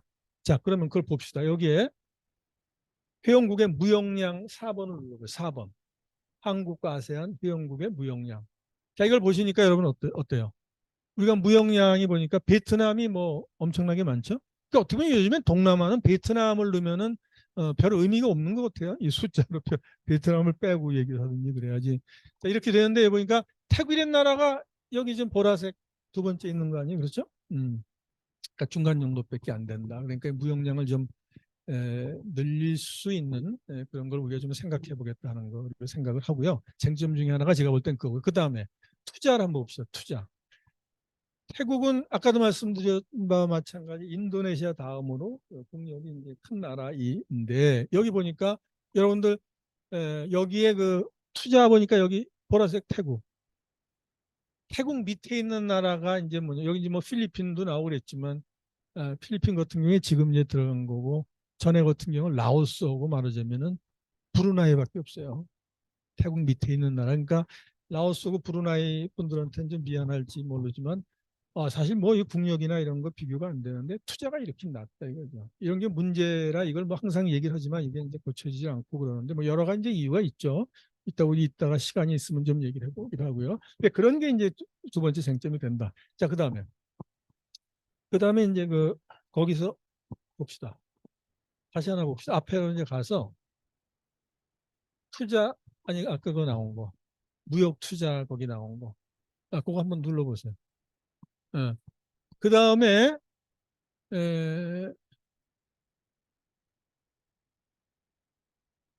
거기서 뭘 보시면 한번 에, 아세안 방문객의 한국 방문 현황과 한국인 방문객의 아세안 방문 현황만 잠깐 봅시다. 예. 여기 보니까 한국 방문객의 아세안을 방문하는 거, 우리가 동남아 가는 게 아니 위에 거 베트남을 제일 많이 가지고 그렇죠? 그 다음에 이제 뭐냐면 태국을 이제 가고 뭐 필리핀 이런 식으로 돼 있고요. 그다음에 한국인 방문객의 아세안 방문 현황. 전에는 뭐 몇 년 전까지만 하더라도 태국에 우리가 제일 많이 갔죠. 근데 여기 보니까 아, 한국인 방문객의 잠깐 내려보세요. 아까 저거. 아니 밑으로 내려봐. 8번을 봐. 8번. 네, 아세안 방문객의 한국 방문 현황. 아세안 방문객인데 베트남이 제일 많고 이제 태국이 이렇고 그다음에 한국 사람들이 아세안을 가는 것은 어떻게 되냐면은 지금 필리핀이 제일 높고 그렇죠? 네, 태국 뭐 베트남 이런 순으로 돼 있다. 이제 이걸 보면은 이거는 그래도 그 국력에 걸맞게 어느 정도의 이런 게 교류 관광 교류 같은 게 문화 교류가 있는데 유독히 경제 협력 분야에서는 더 협력을 할 수 있는 그런 게 남아 있다. 특히 투자 같은 경우에 너무 미약하다는 거를 이제 말씀드린 거고요. 자, 그다음에 이제 뭐냐면은 그 다음 걸 봅시다. 지금 문제가 되는 쟁점을 얘기를 하는데 투자. 그 다음에는 이제 뭐냐면 그 위에 거에 86페이지를 한번 봅시다. 불법 노동자. 이거 피너이라고 얘기하죠. 리틀 고스트. 그러니까 불법 노동자는 이렇게 마음대로 나타날 수가 없잖아요. 그래서 피너이라고 사람들은 써요. 리틀 고스트. 한국에는 리틀 고스트. 여기 보니까 불법 외국인 현황이 태국이 14만 명이에요. 그렇죠? 베트남이 7만 명. 이건 베트남을 따라잡았네요. 그래서 태국 사람들은 사실 베트남하고 비교하면 되게 기분 나빠해요. 그런데 하여튼 간에 불법 노동자를 보니까 태국이 말이죠. 2022년도에 35.9%의 전체 한국에 있어서 불법 노동자의 그래서 비율이 이 정도로 많단 말이에요. 그러니까 이런 것을 이제 어떻게 처리하느냐 하는 게 이게 항상 문제가 되고 있는 거죠. 그러니까 이 불법 노동자 문제는 이게 불법 노동자로서 끝날 수 있는 문제 아니란 말이에요. 이걸 예를 들어 가지고 우리가 상당히 좀 가혹하게 다룬다 그러면 그것이 태국에 있는데 뭐 교민들이나 이런 게 다 나타난다고 예를 들어서 뭐 한국 식당 같은 걸 한번 뒤져본다든지 거기도 뭐 미얀마 뭐 이런 불법 노동자들을 많이 쓰거든요. 그러니까 심지어 그때 2014년도에 그게 아주 뭐 갈등도 심하고 했죠. 거기에 있는 이제 말하자면 비자런이라고 한국 돌아오지 않고 태국 살면서 캄보디아나 라오스 갔다가 와가지고 또 비자 끊어서 와가지고 살고 막 그 12년을 그렇게 산 사람이 있다고. 12년을. 그러니까 그때 이제 막 이 갈등도 심하고 그랬는데 그런 게 나면은 이제 그 한국 그 저기서는 그런 얘기를 한다고 식당 같은 데 와가지고 경찰이 온대요. 그래서 한 번은 자기 부인이 잡혀갔대. 일요일 날 나와가지고 일 도와주다가 그래서 이제 그런 게 오고 뭐 일방적으로 어떻게 할 수 있죠? 문제가 이제 생기는 거지만 하여튼간에 이런 것이 이제 그 불법 노동자 문제 이런 게 이제 현안으로 좀 걸려 있죠. 그다음에 그거 안 봐도 돼요. 자, 그 다음 페이지. 아니 그 다음 페이지. 어. 요즘에는 이제 그 저 얼마 전에 태국을 좀 오랜만에 갔다 왔는데 케타 그렇게 뭐 발음하는지 모르 KET 이런 거 이게 뭐냐면 일렉트로닉 트래블 오소라이제이션 이건 뭐냐면은 그 여기 오기 전에 한국에 오기 전에 거기다가 이제 전자 등록 같은 걸 하는 거예요. 그럼 그걸 심사한다고 72시간인가 이렇게 해서 그래서 온다 안 온다 그걸 거기서 판결을 내리는데 그게 이제 뭐냐면은 그 태국 같은 경우에는 이제 그 거부되는 이게 크다는 거예요. 그러니까 한국은 오고 싶어도 오지 못한다 그래가지고 지금 이 사람들이 어딜 가냐면은 일본으로 그렇게 많이 간다는데 일본 관광을 많이 간다고. 근데 이제 그 이것을 제가 그 자료를 한번 보니까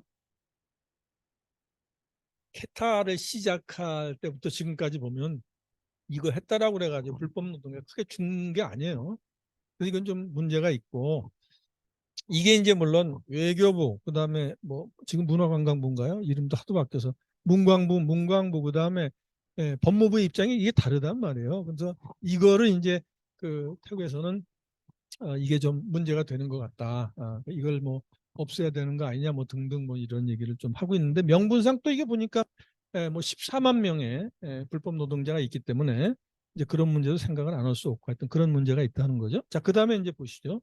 자, 이제 한류라는 건데 이거는 제가 끝에까지 해서 얘기로 잠깐 말씀드리면 5분 남았으니까 이게 한류가 있기 전에는 한국에 대한 이미지가 상당히 나빴어요. 한국에 대한 이미지가 나빴고 그 특히 이제 여러분들 그 한국에 있어서의 그런 이 제조업 공장들 이런 데서 어떤 군대식 문화 같은 거 있죠. 한국 사람들 막 다루고 그러는 거. 한국 사람들 보고 뭐 해병대라고 그러고 그런다 그런 말도 쓴다고 그래. 태국에는 해병대라고 이제 그런 게 있었죠. 지금도 이제 그런 게 좀 남아 있겠지만 그 다음에 이제 뭐냐면 관광에서 그 당시에 이제 뭐 보신 관광 같은 거 있잖아요. 그 당시 그런 게 강했단 말이에요.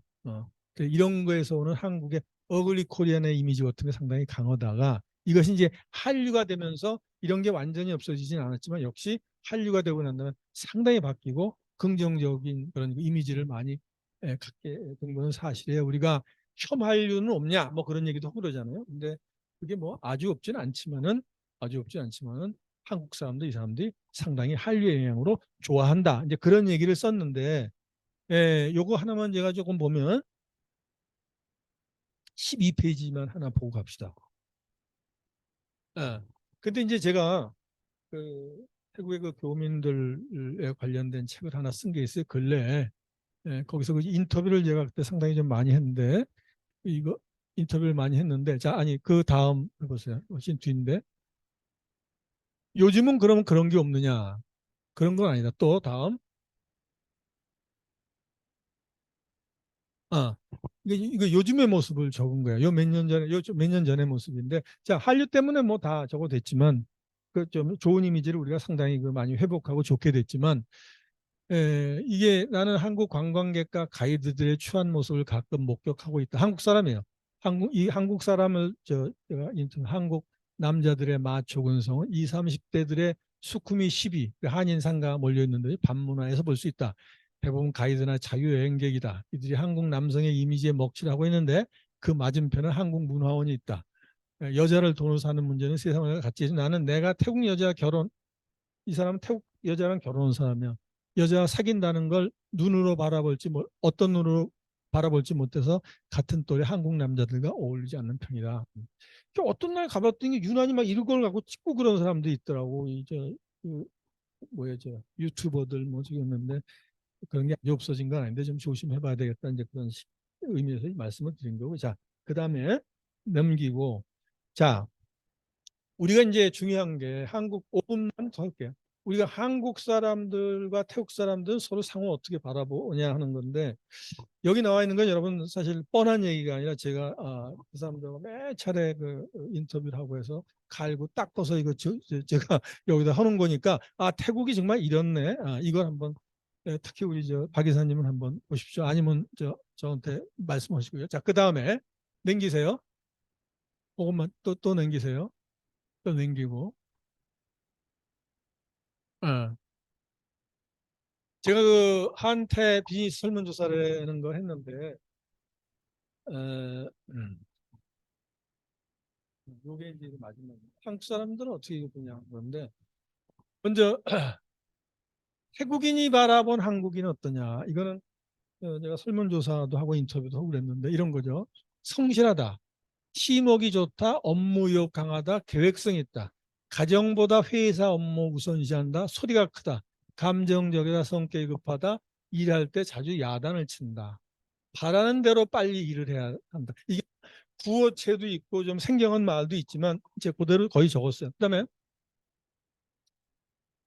어, 일할 때 실수하는 걸 싫어한다. 어떤 것을 하고 싶을 때 곧 즉시해야 된다. 다른 사람의 의견을 듣지 않는다. 너무 지나치게 일을 빨리 한다. 기분에 따라 행동한다. 문제가 있을 때 직원의 설명을 별로 듣지 않는다.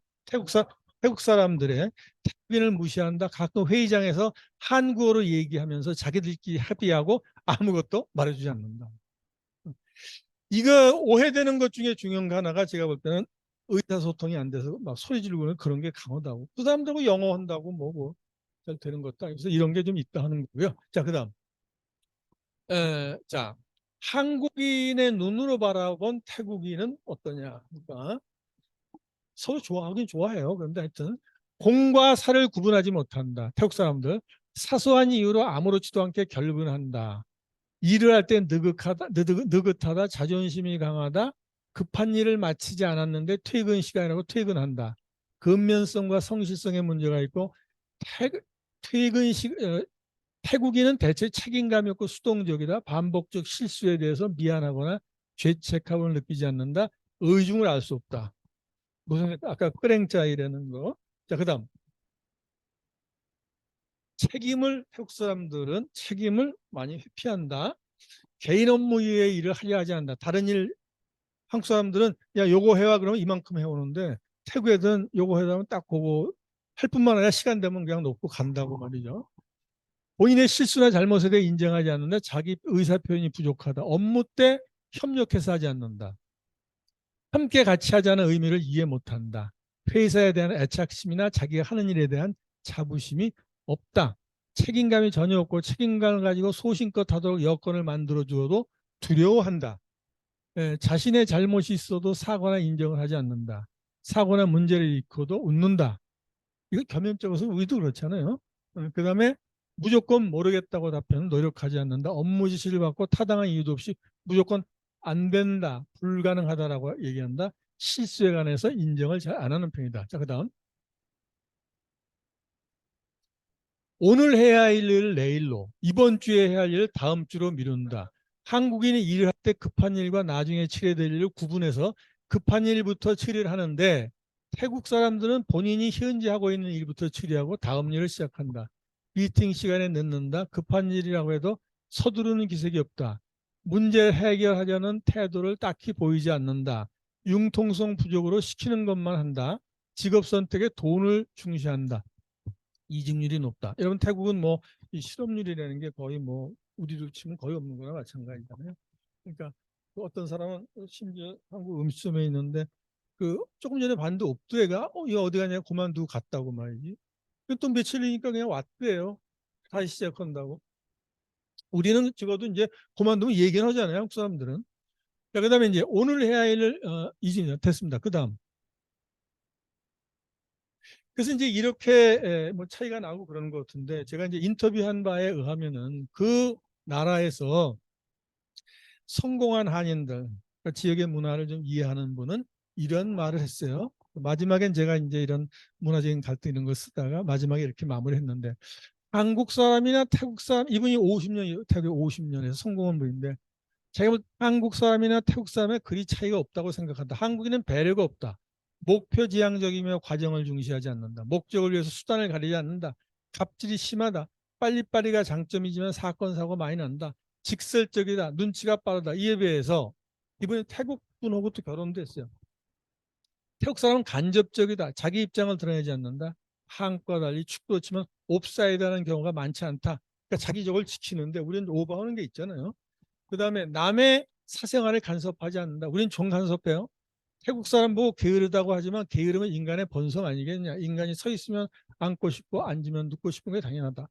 한국은 전쟁의 폐해 속에서 살아남고 빨리빨리 습성이 굳어진 것 같다. 남을 속이는 것은 한국이나 태국이나 똑같아. 우리가 그러잖아요.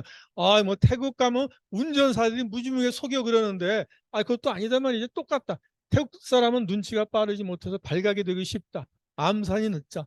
그리고 그런 얘기를 하더라고요. 여긴 제가 안 적었는데.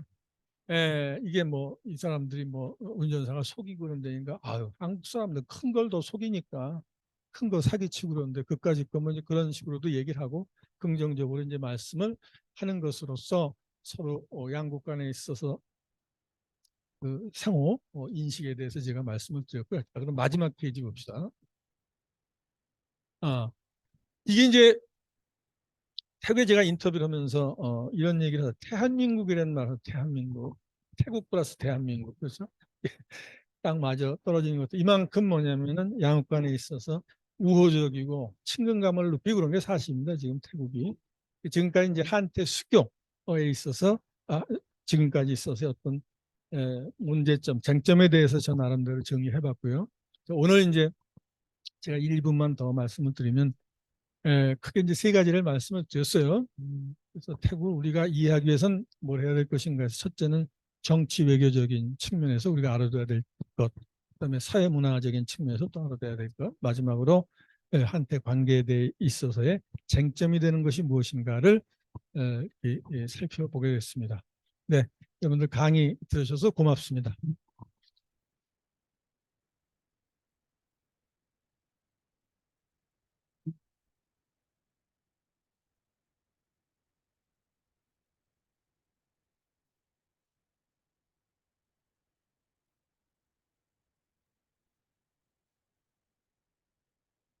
네, 오늘 교수님의 굉장히 흥미롭고 흥미진진하고 아주 유익한 강연 감사하게 잘 들었습니다. 정치로 시작하셔서 사회 문화 전반적인 내용에 걸쳐서 태국을 이해하는 데 꼭 필요한 필수적인 어떤 키워드들을 중심으로 설명해 주셨고요. 통계 자료를 이용해 주시고 또 후반부에 마지막에 한국 태국 간 상호 인식에 대한 실제로 그 직접 조사하신 내용을 보여주시면서 설명해 주셔서 이해에 큰 도움이 된 것 같습니다. 감사의 말씀 다시 한번 전하면서 질문을 받도록 하겠습니다. 혹시 네. 네. 교수님, 맞아요? 네. 너무 잘 들었고요. 제 질문이 아까 저 이주노동자에 관련된 질문, 내용이 잠깐 나왔었는데, 지난달에 혹시 기억나세요? 태국에 되게 좀 유명한 가수가 한국에 와서 수원인가 어디에서 공연을 했는데, 그거를 뭐지? 이미그레이션 한국 거기서 그 사람을 따라가갖고 거기서 이제 불법 태국 체류자들이 이제 그 콘서트에 가서 듣고 있는 걸 그 현장에서 이제 왕창 잡아갔다는 이제 사건이 있었어요. 이런 거에 대해서 저도 그걸 듣고 되게 만약에 한국에 나훈아가 어디를 갔는데 그러니까 누가 그렇게 얘기하더라고요. 70년대 예를 들자면 80년대 미국에 한국 불법 체류자들 많았는데 나훈아가 이제 공연을 갔는데 거기서 불법 체류자를 막 몇만 명씩 잡아가면 어떤 이제 감정이 반미 감정이 일었을까 이런 얘기를 하는데 요즘에 이제 이런 상황에 대해서 어떻게 생각하시는지 조금만 더 말씀을 여쭙고 싶어서요. 나훈아 선생은 태국은 안 갈걸요?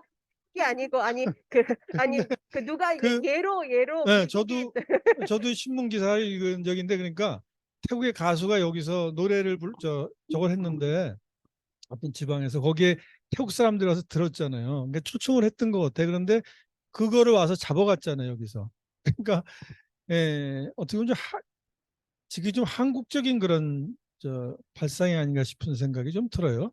그래서 그걸 뭐 제가 뭐라고 얘기하기는 좀 그렇지만 저는 하여튼 뭐 태국 사람 입장에서 그건 좀 넘어온 게 아닌가 그런 싶은 생각이 들었습니다. 제가 얘기할 게 아니라 우리 저 관료를 하시고 또 대사 지내시고는 우리 김영선 대사님은 그럴 때 어떻게 생각하시냐 그런 문제에서 한번 좀 말씀해 주세요. 뭐 그런 일이 안 일어났으면 좋았겠죠. 예. 제가 질문 하나 드리겠습니다. 이제 민주주의 정치 발전에 있어서 이제 언론의 역할이 굉장히 중요하지 않습니까? 저희 나라도 그렇고 이제 다른 개도국도 그런데 그 태국의 그 언론이 어떤지 좀 한번 교수님 말씀이 듣고 싶습니다. 근데 아까 이제 말씀 설명하시면서 이제 전진단이 이렇게 요번에 이제 약진한 것도 보면 이제 태국을 뭐 함께 변화시켜 보자 그런 것이 이제 선거 결과에도 이제 보면은 이제 많이 호응을 얻은 것 같은데 그런 것과 관련해서 이제 최근에 어떤 정치적인 움직임과 관련해서 태국 언론이 어떤지 좀 한번 듣고 싶습니다.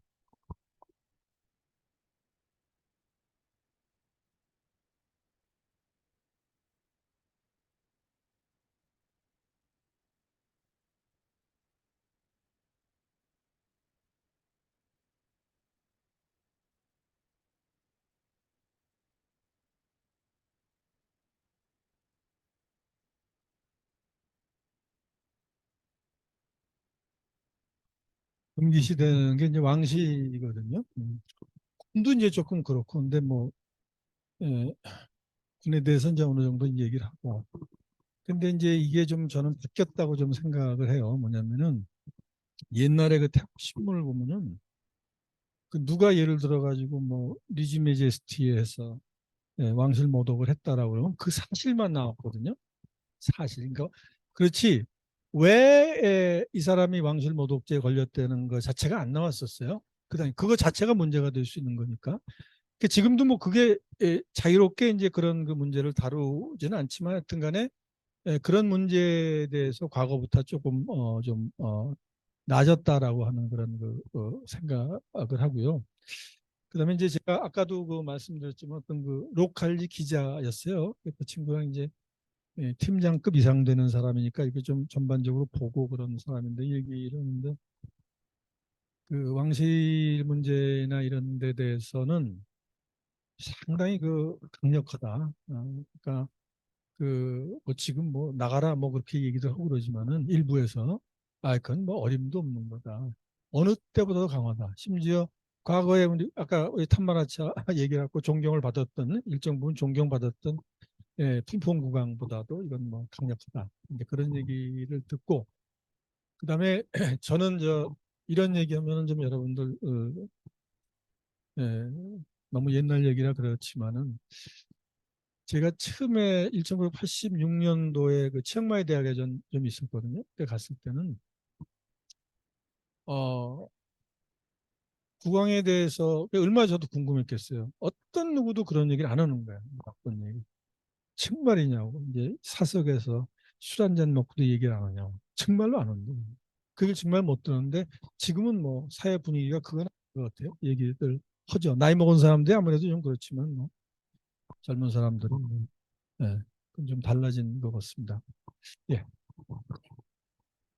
네, 지금 온라인으로 듣고 계시는 분들이 상당히 많이 계신데요. 그중에 한 분이 질문 주셔서 제가 대독하겠습니다.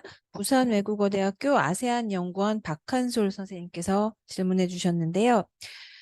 오늘 강연 초반에 쿠데타의 정당성을 왕의 세례에서 받았다고 말씀하셨습니다. 여기에서 왕이 군에게 왜 세례를 주면서까지 군의 편을 들었는지 궁금합니다. 이런 질문 주셨습니다. 박한솔 씨가 남성분이신가요? 여성분이신가요? 그건 없어요? 그건 컴퓨터에 안 나와요? 남성이죠? 그, 그 이제 왕의 세례를 받았다는 게 말하자면 아까 리지티마이저 그 말씀하시는 거 아니에요? 그래서 왜 그런 거 줬느냐는 것은 이제 우리가 이제 정치공학적으로 그 얘기를 하면 그 32년도 입헌혁명을 하면서 이제 차츰차츰 뺏어 왔잖아요. 돈부터 해서 다 회수를 한 건데 그러면서 이제 뭐냐면 그렇다 하더라도 왕실행이 튼튼하지 않았으니까 왕실에 말하자면은 그 이런 식으로 분석하는 사람도 있어요. 왜 어떨 때는 갖다가 예를 들면 73년도 10월에 태국에 4.19 같은 게 일어났단 말이에요. 그때는 학생들 편을 분명히 들었는데 3년 뒤인 76년도에 그 소위 이제 그뭐 탄마 사태에 있어서 뭐 대학살이라고 얘기할 때 이럴 때면 왜 다시 3년 만에 군의 그저 편을 들었느냐. 결국 왕이 그 판단하는 기준이라는 게 내가 이걸 승인해야 돼요 말아 하는 것이 왕실의 안위가 아니냐. 저도 이제 어디에 글 쓰면서 왕실의 생존이 제일 중요했다. 이것을 결국은 기준으로 해서 이 리지트마이저가 되는 경우도 있었고 또 이제 국민의 눈치도 좀 봐야 되는 거 아니겠어요? 이제 그런 데에 관련이 됐다. 왕실을 튼튼히 하는 거, 스테이블하는 거 이것이 일단은 왕의 정치 개입 참여에 있어서의 1순위였다. 뭐 이런 생각을 하고 있습니다. 네, 또 질문 있으신 분 계십니까? 네.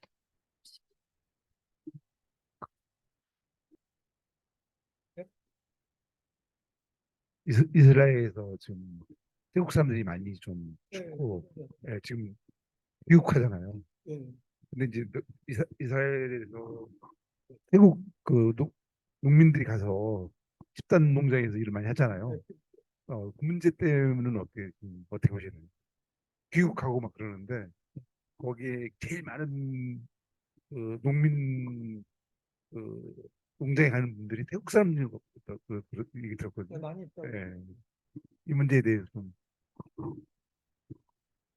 아니 그러니까 이제 이저 이스라엘뿐만 아니라 우리 같은 경우도 이 사람들 왜 여기를 오느냐는 거에 여러 가지 얘기를 해요. 뭐 한류를 통해서 본 뭐 한국에 대한 에, 호의, 예를 들어서 뭐 또 이제 이런 얘기도 많이 하고요. 또 이제 그 예를 들면은 여성 이주 결혼자들 있잖아요.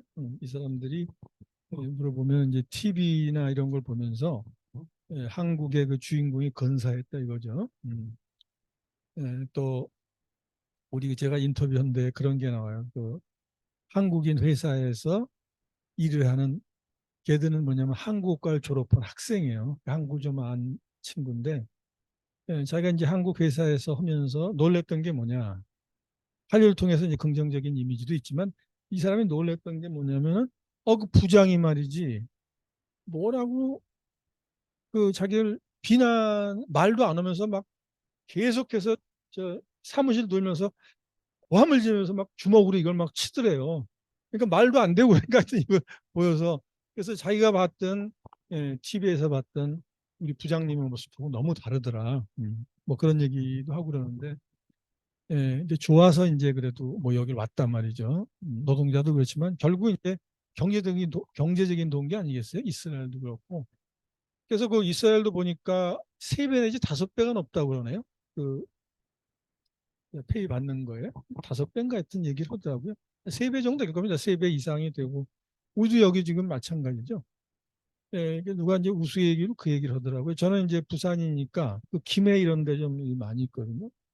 근데 이제 그 사람들이 여기 와서 합법 노동자인 경우에는 불법은 그렇지만 합법 노동자인 경우에는 돈을 어느 정도 받잖아요. 이게 뭐 최소임금 이런 게 다 적용이 되니까. 그러니까 그 사람들 저 살기가 괜찮다고 너나 걱정을 하고 명품으로 막 이렇게 옷도 입고 막 시계도 저거 탄다고 그래서 그런 경제적인 이유가 크고 이제 태국 사람들의 이제 이런 어떤 이 가치관이나 이런 거 우리가 좀 다르지만 태국에서 이 택시를 타면은 그 말도 안 되는 얘기하는 사람이 있어요. 그러니까 어디서 왔냐고 그러면 나 한국에서 왔다고 그러면 며칠 나에 가냐고 그래서 이 사람이 그걸 왜 물어보나 일주일 뒤에 간댔더니 갈 때 자기도 따라오면 안 되겠냐고 막 얘기를 하고 그래요. 우리는 그런 얘기 안 하는데 아마 박 이사님 그거 아실 거예요. 그 사람들이 그만큼 여기를 좋아하고 그런다고요. 그런데 아까 그 케타 그 문제 이런 거에 대해서 그 어떤 그 외교관 한 분은 벌컥 화를 내더라고요. 그 사람들 말이지 그럼 홍보라도 제대로 해야지 말이지 뭐 이런 식으로 이제 말씀하시는데 뭐 일방적인 그런 얘기가 되겠지만 태국 사람들이 유난히 한국을 좋아해요. 예. 온라인으로 질문이 방금 또 올라왔는데요. 또 대독하겠습니다. 오민영 씨께서 질문 주셨는데요. 얼마 전 시안 파라곤에서 총격 사건이 있었고 작년에도 경찰관이 유치원에 침입하여 아동들에게 총기 난사를 한 사건이 있었습니다. 어느 나라에나 소수의 폭력적인 사람은 있을 수 있겠지만 최근 발생한 총기 사고가 태국 사회의 어떠한 변화를 반영하고 있는 것인지 그에 관련해서 김 교수님께서 어떻게 생각하시는지 궁금합니다. 그 파라곤에서 이번에 한 저기는 제가 사실 뭐 행사가 있어가지고 거기 갔다가 많지 않았는데 그 한국 기자가 저한테 그걸 보냈어요. 지금 어디 계시냐고. 그래서 왜 그러니까 지금 총기 사건이 났더만요. 그거 받고 나서 거기 있는 태국 사람들이 막 자기들 그걸 뭐 찾아본 모양이야. 저는 얘기를 안 하고 그만 봤는데 웅성웅성대고. 그 다음 날에 이제 제가 직접 거길 가봤어요. 누구랑 같이. 오늘이 제일 안전한 날이다. 파라곤 한번 가보자. 그런데 이제 그 아이가 14살인가 하기 때문에 15 이상이나 저걸 받는다고 해요. 그 처벌을 받는데 이제 그런 얘기도 하고 제가 거기 이 신문은 안 난 것 같은 그 아버지가 그래서 얘가 정말로 그러면 좀 정신적으로 그 멘탈 프로그램이 있는가 그거 같아. 멘탈의 프로그램이 있대요. 그건 뭐 어느 사회나 다 있는데 그 아버지도 그 유수한 태국의 대학의 교수더라고.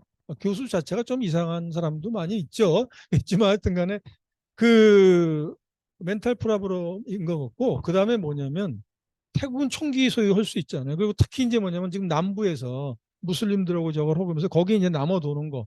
우리 옛날에는 80년대 보면 막 대학가에 어디 가보면 최루탄 같은 거 막 빼서 두고 그런 게 있었어요. 옛날에 학생도 막 최루탄을 경찰한테 던지고 그랬는데 그런 거고 그건 단순히 그거 같아. 뭐 다른 게 있느냐 그랬더니 이 멘탈에 프로브럼이 있는 것 같다. 예, 그런 거 같습니다. 근데 우리도 뭐 그런 게 좀 있잖아요. 가끔가다 있으니까. 네. 그런 정도로 말씀드리죠.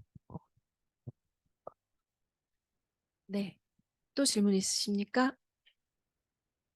시간이 다 되어서요. 오늘은 이것으로 마치도록 하겠습니다. 지금까지 그 김홍구 교수님을 모시고 서강대학교 동아연구소 주최 월간 태국 2번째 초청 강연을 진행했습니다. 흥미롭고도 유익한 강연 해주신 김홍구 교수님께 다시 한번 감사드립니다. 그리고 이 자리에 함께 해주신 여러 선생님들 그리고 학생분들께 감사의 말씀을 전하고요.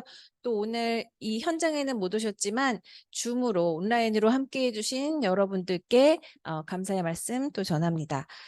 광고 말씀 한 가지 드리겠습니다. 월간 태국은 그러니까 이번 학기에 진행하고 있고요. 오늘이 2번째 시간이었고 앞으로 2번이 더 진행됩니다. 다음 강연은 2023년 올해 12월 22일에 있고요. 서강대학교 동아연구소 교수님 김소연 선생님께서 태국 현지에서 바라본 메콩 지역의 지정학적 갈등에 대해서 강연해 주시겠습니다. 그리고 다음은 내년 2월 2일에 있습니다. 여기에도 많은 참여 부탁드립니다. 오늘 모두 감사드립니다.